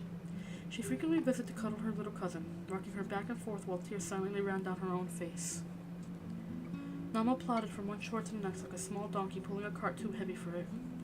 Sometimes she sat down in the road like a donkey too, and stared into space until she regained the energy to go on. Masvita is looking so much better, she whispered to Ruva. Your mother isn't sick at all anymore. Would you like me to tell you a story? Namo really didn't have time for this, but she needed the escape almost as much as Ruva did. Besides, stories kept the little girl from asking for Aunt Chippo, who proved useless even after she recovered. The woman spent her days demanding to be waited on and weeping over Masvita. She had forgotten all about Ruva. Once upon a time, Namo said, there was a hunter with 2 dogs. The dogs were called Bite Hard and Grip Fast. What color were they? Asked Ruva. Namo had a bowl of porridge in her lap, and as soon as the little girl opened her mouth, she popped a spoonful of it inside. Brown, with a white tip on their tails and 4 white paws, Namo said quickly. The hunter went out one day and saw a dasi hunched on a rock. Just as he was about to shoot it with an arrow, a honey-guide bird flew over his head and cried, "Leave it, O hunter! Better things are ahead." The hunter called his dogs away and walked on. Namo popped another spoonful of porridge into Ruva's mouth. After a while, the man came up on a rabbit. He lifted his bow, but the honey-guide flew over his head and cried, "Leave it, O hunter! Better things are ahead." He obeyed the bird, and soon he encountered a kudu. "What a fine fat antelope," he said. "This is certainly a better prize." But the honey guide still sang, "Leave it, O hunter! Better things are ahead." Grumbling to himself, the man went on till he found a buffalo. It had just fallen over a cliff and was already dead. "Wonderful," cried the hunter. It didn't even have to waste an arrow. He sat down to carve the buffalo and roast the meat, but the honey guide flew over his head and sang, "Leave it, O hunter! Better things are ahead." By now the man was getting angry. "Pesky bird," he thought. "I have never seen a finer prize than this. There can't be anything better ahead." But he was afraid to disobey the honey guide because it was a magical creature. "I know what," he thought. I'll hide from it in a cave. When it flies away, I'll go back to get the buffalo." He went to a cave. It got bigger and bigger as he walked, farther into the mountain. At the back was an entire village, with fine houses and pens for cattle and goats.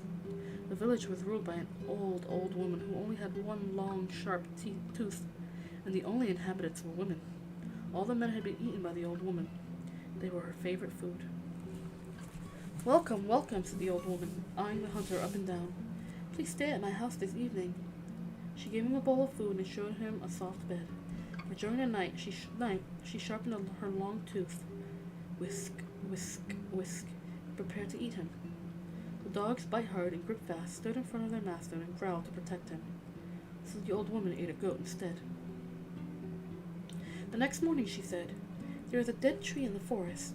Can you help me gather firewood from it?" "Certainly," replied the young man. "But you mustn't take those dogs with you. They are too frisky and might knock me over." The man shut the dogs away in a goat pen. He and the old woman walked far into the forest until they came to a tall dead tree. "Start at the top," ordered the old woman.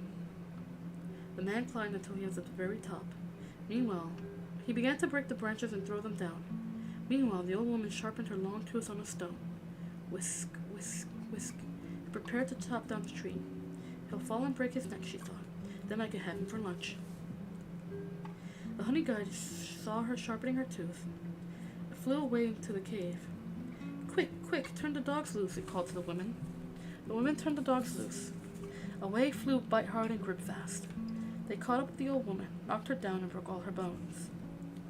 The hunter went back into the cave. All the women greeted him. They showed him pens of cattle, sheep, goats, pigs, and chickens. They showed him storehouses of grain and springs of fresh water. Please be our husband, they said. The old witch ate all of ours. So the young man became a great chief, and he always remembered to leave honey out for the honey guide. By now the porridge bowl was empty. Ruva laid relaxed in the arms of the chief wife of the house, who had been listening to the tale. You're a fine storyteller, the woman complimented Namo. Namo smiled and stood up. Her body felt so heavy she thought she couldn't move, but she had to keep going.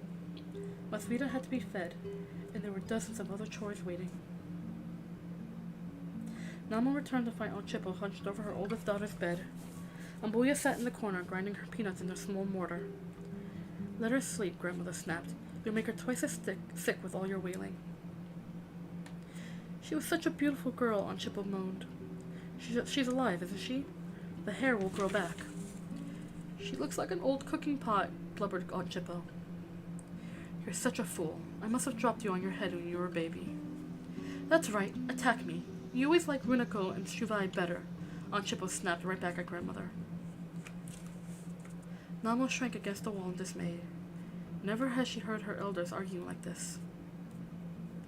Runako was worth 10 of you. She could have gone to university. Oh, sure. Who came back home with a fat belly and no good husband?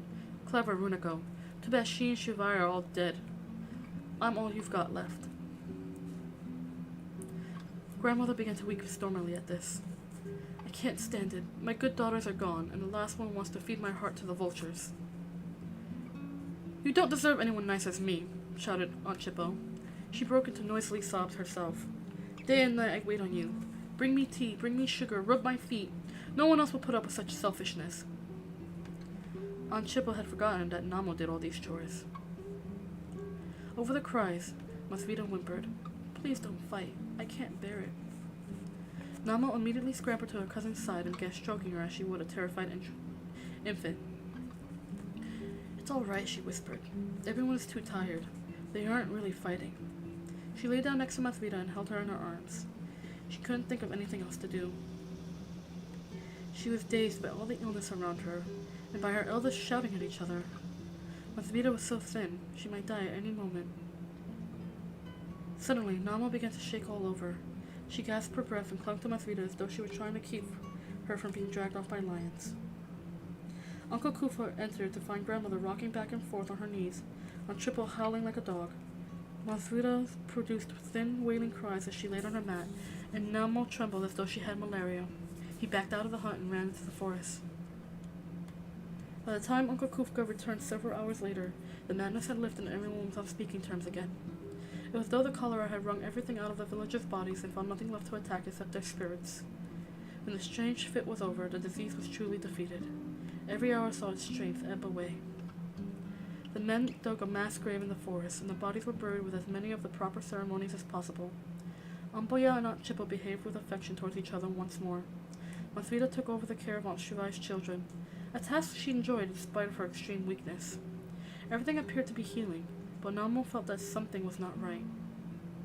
She had a difficulty putting it into words. The conversation at the dairy was too quiet.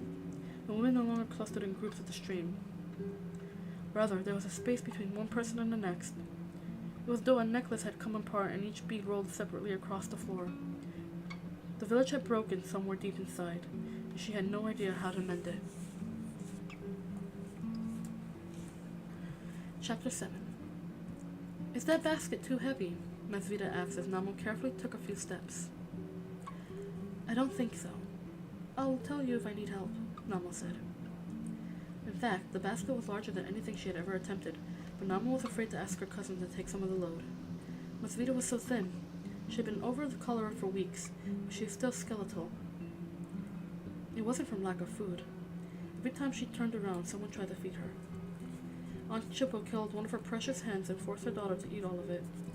Ambuya toasted pumpkin seeds and sprinkled them with salt. But Uncle Kufa had made the greatest sacrifice. Accompanied by Namo, he went into the forest and found a wild beehive. The bees had taken up residence in an old termite nest. First, Uncle Kufa checked the opening. A blackish open wound showed that the hive was new, and they would have to find another one. But the opening was the color of earth. That meant the bees had time to store honey. Uncle Kufa sealed the hole and dug another entrance close by with a hoe.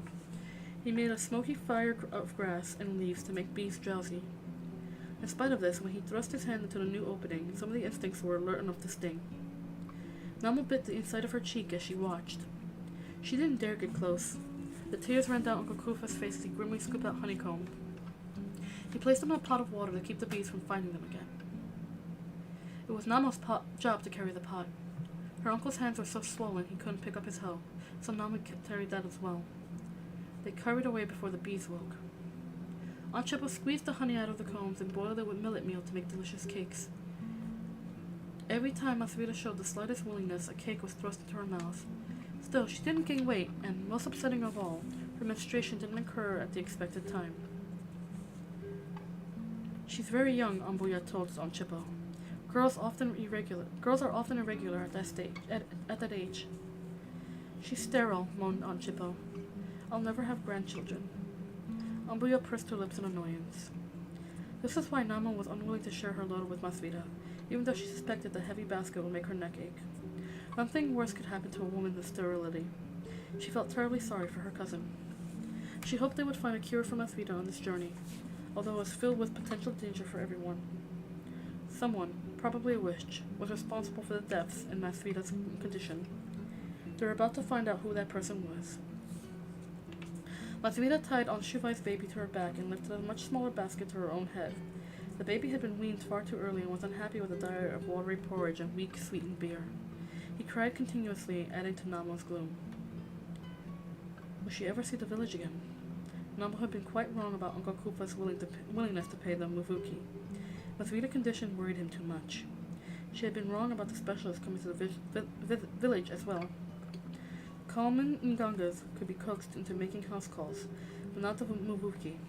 He was far too important. People had traveled to him, and they might have to wait a long time to attract his attention. Uncle Kufa, Aunt Chippo, Ambuya, Masvita, and Namo waited for the others to show up. At least half of the families had lost someone. The rest of the village would remain behind to care for the children, although Aunt Shuvai's baby was being taken along in hopes that they could buy milk at the trading post. Eventually, a crowd of 20 gathered, and they started off down the trail. Namo's neck began to hurt after a few minutes, but she gritted her teeth and endured it. They rested frequently because Ambuya and Masvita were unable to keep up by the pace. By early afternoon, they arrived at the next village, where Vadete had lived. What kept you so long? Complained Vadete's husband. He would be joining them on their trip to the Muvuki. Masvita, Uncle Kufa replied in a low voice. Vadete's husband glanced at the wasted girl. She tottered to a log and sat down. That's her? I didn't recognize her, he whispered to Uncle Kufa. Namo took the baby from her cousin and dribbled porridge into his mouth with her hand. His skin was loose and seemed to have already given up the battle to live. I suppose I should see Vadete's children, Masvita said in a dull voice. We can do that on the way back, said Namo. She didn't want her cousin to start crying. Tell me about the trading post. It sounds so exciting.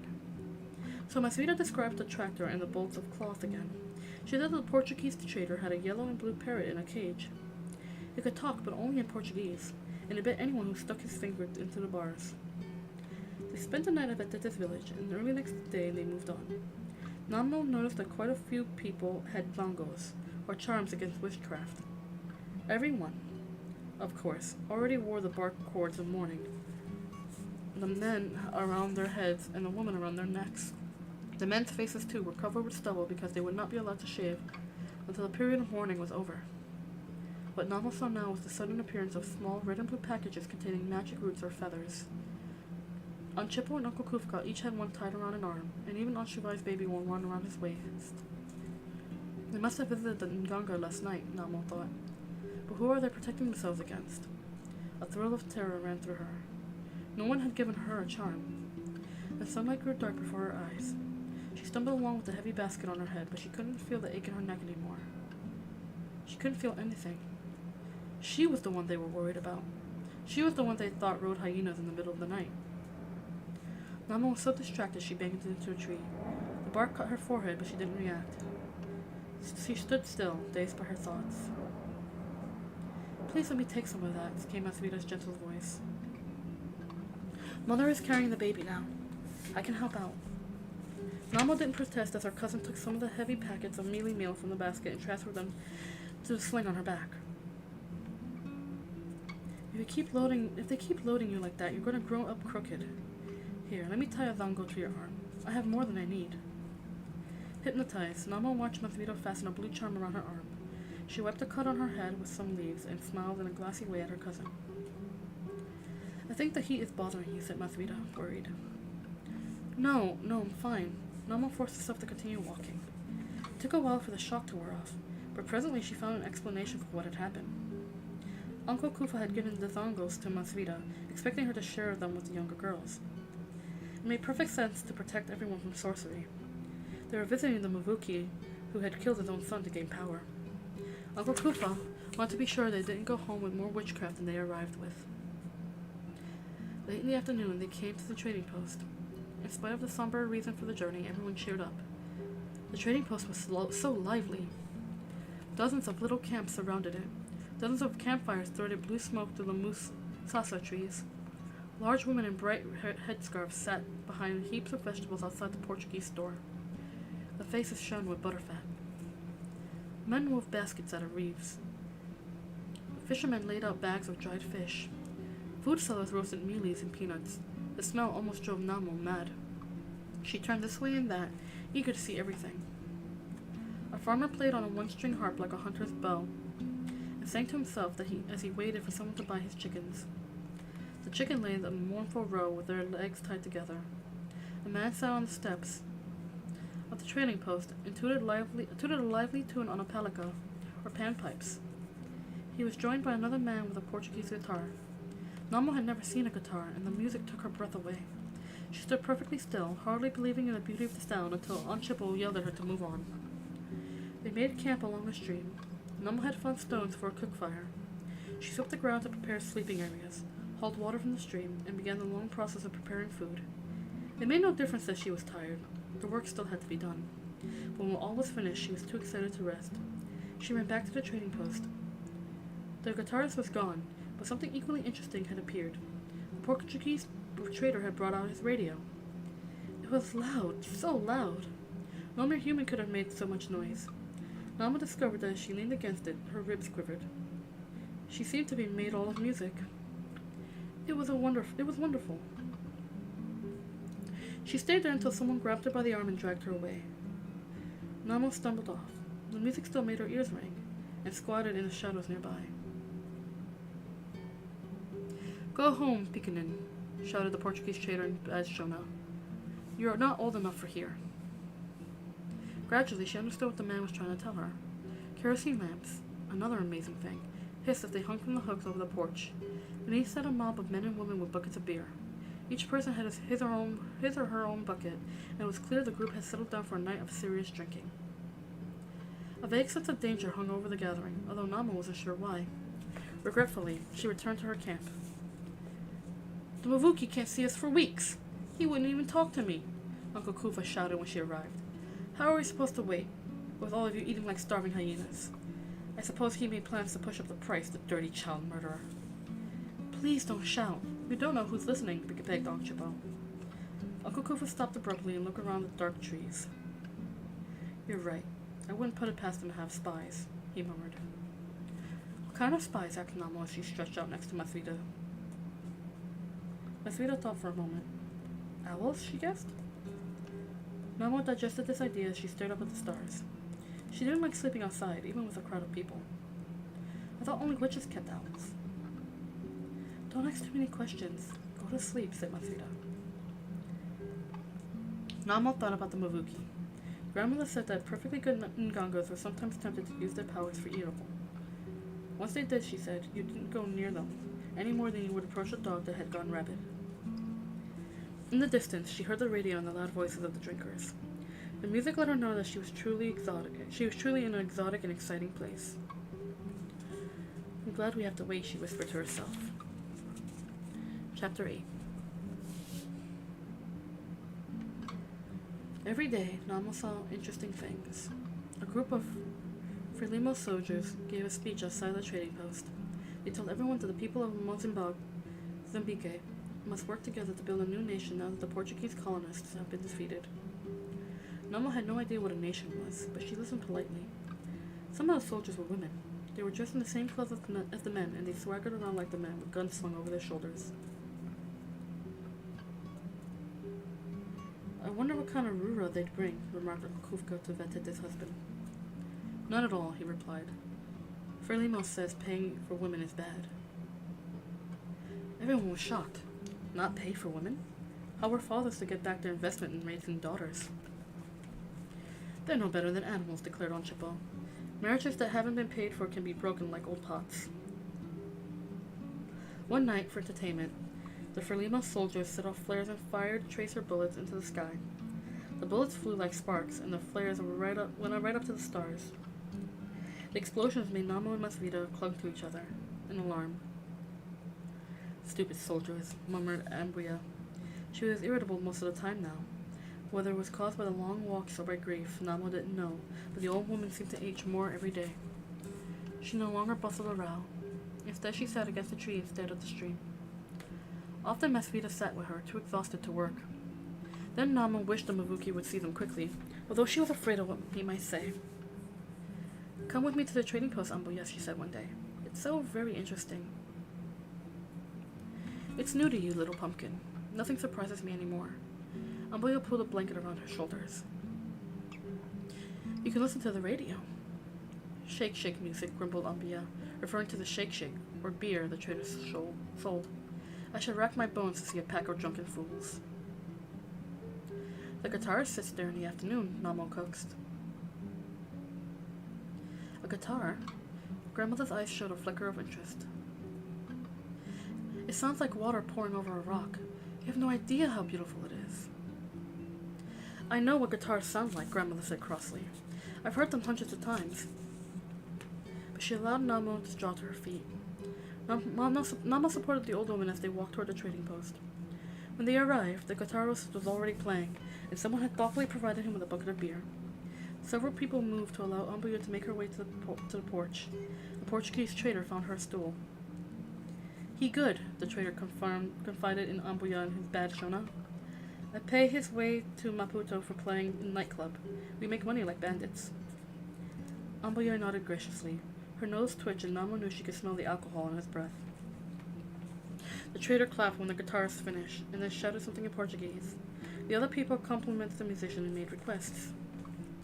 The sun slanted through the musasa trees as it lowered toward the horizon. It turned everything gold. For the first time in several days, Grandmother smiled.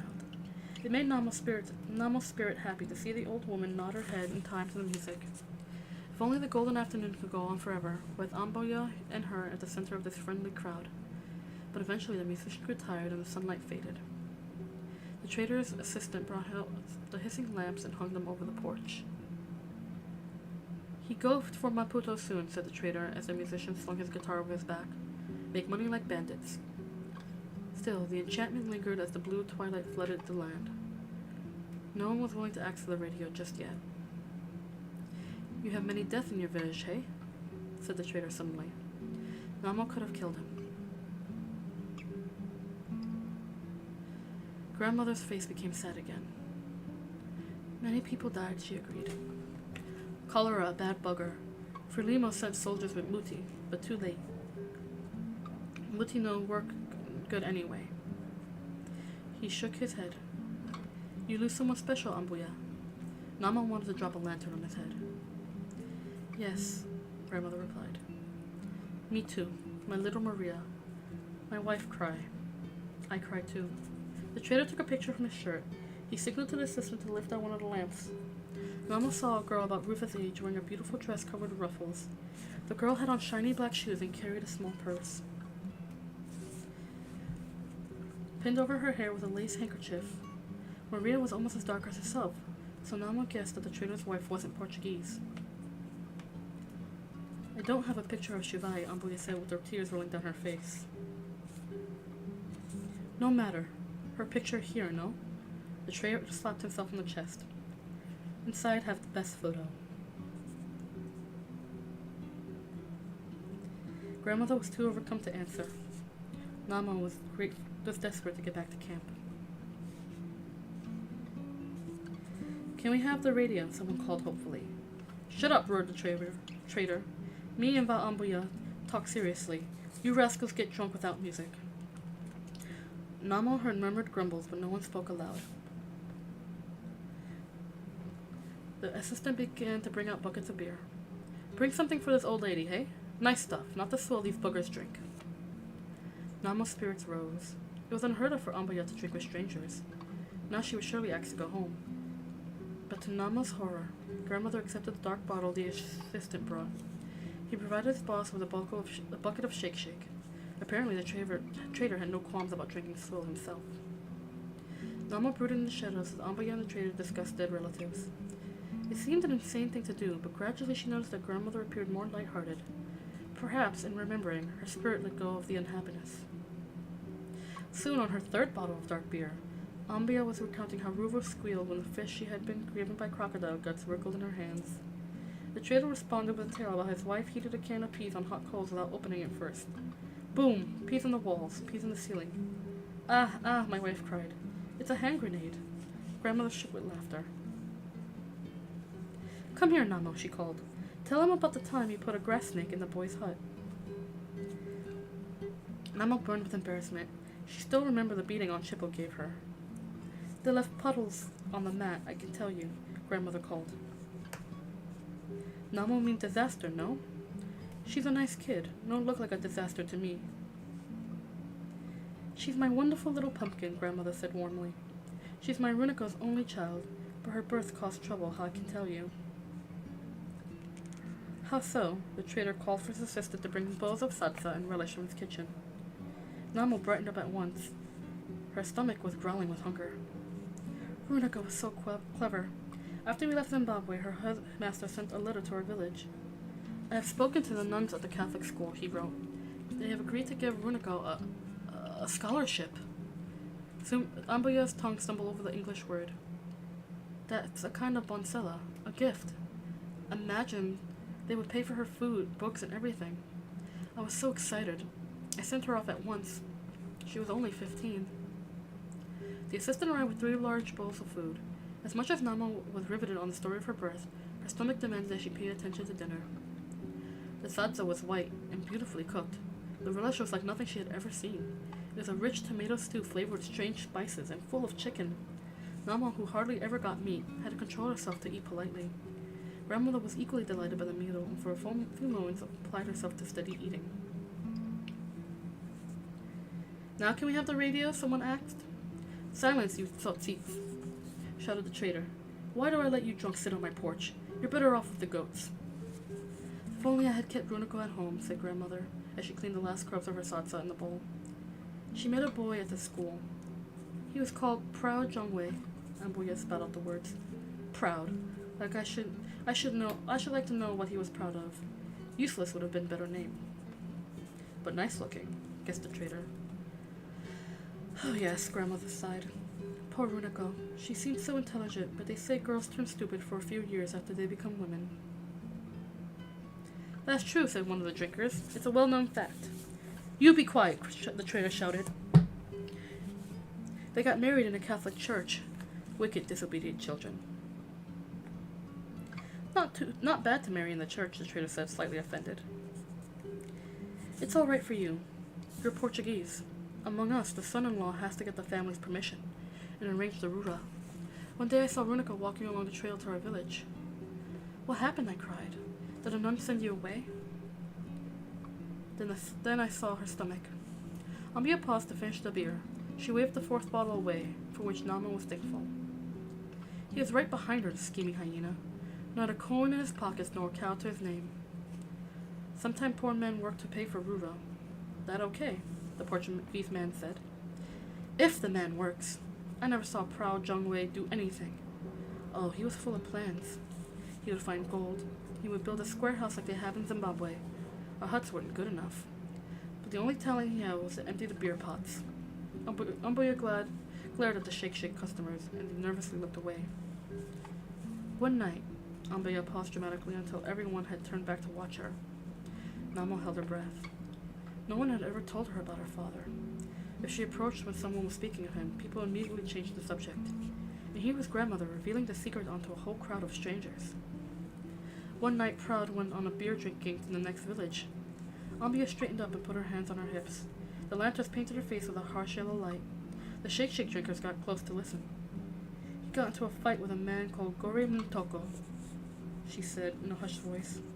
They were both tutsis, both useless. Gore knocked Proud into a bed of hot coals, and Proud was so enraged he grabbed a rock and he smashed it into Gore's skull. Oh, remembered all the beer drinkers. Namo felt like screaming, but her throat had closed up so tightly she could hardly breathe. So that was the secret. Her father was a murderer. Her stomach twisted up with nausea. No wonder Aunt Chippo and Uncle Kufa didn't like her. Proud ran away like the mangy dog he was. Never even got to say goodbye to Runako. Later I heard he returned to the Catholic school and borrowed money from the nuns, then told them it was for his wife. He went to Untora Shanga to work in a chrome mine. So much for thinking her father would return to arrange a marriage for her. Namo clenched her teeth to keep from crying out loud. Her mother had no Ruro to pay for her. She was one of those women Vatete met who wasn't even worth a Meiji Go. Everyone in the village had known about it except her. Namo wanted to tear out her hair with shame. She crouched next to grandmother's stool, hugging her stomach. Ba Ambuya, we were so worried about you, came Uncle Kofa's voice. Namo squinted at the market area in front of the trading post. She could make out his figure in the shadows and that of Aunt Chippo beside him. We had thought you'd fallen into the stream. As if I would do such a foolish thing, grandmother said. She rose unsteadily, and Namo rushed to support her. Thank you, my friend, she told the Portuguese trader, clapping her hands respectfully. You always welcome, Va Amboya. You got sense in that old head, not like these buggers. The trader scowled at the beer drinkers. Now can we have the radio? Someone called plaintively. Grandmother leaned heavily on Namo as they made their way back to camp. You've been drinking, remembered Aunt Chippo. What of it? Ambuya said belligerently. When they were all well away from the trading post, Uncle Kufa said quietly, I thought we agreed never to talk about Runako's husband. Am I to fill my mouth with clay? Am I to be lectured by one who was wetting his loincloth when I was out buying cattle for my family? Mother, faltered Aunt Chippo. Yes, I am your mother, and you will do well to remember it. No one said anything for a while as they felt their way along the dark trail. Namo was too disturbed to pay much attention, but gradually she came to begin to sense that something was very wrong. It wasn't common for women to drink, of course, but it wasn't unheard of. Grandmother always had been independent. She smoked a pipe. She sometimes sat in the men's dare. She maintained far more control of her wealth and affairs than any other woman Namo knew.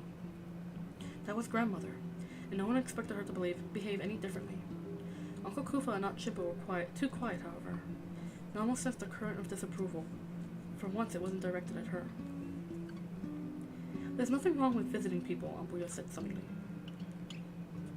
You don't know who was in that crowd, Uncle Kufa replied in a tight voice that told Namo he was struggling not to get angry. Grandmother thought for a moment. The whole business was laid to rest years ago. Maybe it was, and maybe it wasn't. More silence, more unspoken disapproval. Namo couldn't make sense of the argument. She knew better than to ask questions. When they had last arrived in camp, Namo helped grandmother to bed. There she was presented herself at the makeshift cooking area to clean dishes. Her mind was whirling at what had happened. She barely heard the other girl's voice, and soon as possible, she stretched out on a sleeping mat. She pretended not to notice when Masvita lay down beside her. Father was a murderer. He ran away before he could be punished, and and that meant Gorim Ntoko's family hadn't gotten revenge on him.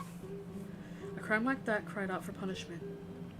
Nama remembered Amboya telling a story about a man who murdered his wife in Zimbabwe. He was sent to a white man's prison. That was all very well, grandmother said, but everyone knew the wife's spirit wouldn't be satisfied. When the murderer was finally set free, he began to act very strangely. He dressed in women's clothing and spoke in a high-pitched voice. He shouted at his sisters and said, "Why did your brother kill me?" That everyone knew that he was possessed by the spirit of his dead wife. He wandered around, grandmother said, until he was run over by a bus. She made him walk in front of that bus, Ambio said with satisfaction. Perhaps Gore's spirit pursued father even now, and yet grandmother said the whole business had been settled years ago. Did she pay compensation to the Ntoko family? That would have been unfair. After all, she was no blood relative of father's. Perhaps they blamed mother. Amboya would have done anything for mother. Nama's throat ached from all holding back tears. A daughter belonged to her father's family. Most people would have sent her away after mother died, but not Amboya. Grandmother had insisted on keeping her, and had treated her kindly and called her Little Pumpkin. When she remembered this, Nama's control broke down. Tears poured out of her eyes as she clenched her teeth to prevent herself from making a sound. Her whole body trembled, but she managed to keep her from disturbing Masvita at her side. Lucky, lucky Masvita. Her name meant thank you. Her birth had been welcome, and in spite of recent troubles, everyone would rally around to make her future as pleasant as possible. And I'm gonna leave it there for now. We finished 8 chapters already, and we're just getting into this. We're just starting to get into the nitty-gritty of the story. I hope you guys are enjoying it. I hope you guys like the story. I am very sorry for my terrible pronunciations, and I'm genuinely hoping I did not offend anybody who speaks, of course, the language. Because my pronunciation is god awful. But I really like this story, and I cannot wait to read more of it. So, yeah. Tomorrow I am taking the day off. You wait, how many chapters? 8. 8 chapters. Next time we'll be starting on chapter 9. But yeah, so tomorrow will be the day off, so I hope everyone has a wonderful Wednesday. A wonderful day. And Thursday we'll be back at it again with one shot. We're back into the nitty-gritty of one shot once again. So remember, hug your friends, tell someone you love them, and be a force for good in the world, because goodness knows the world needs more goodness. I'm gonna go and take a nap. I am tired. I still feel very tired. This heat is making me feel super drowsy and sleepy. Sleepy-eepy. So I'm gonna go take a rest. I love you guys so very much, and I'll see you guys Thursday. Take care, you guys. Mwah! I'll be seeing y'all. Bye!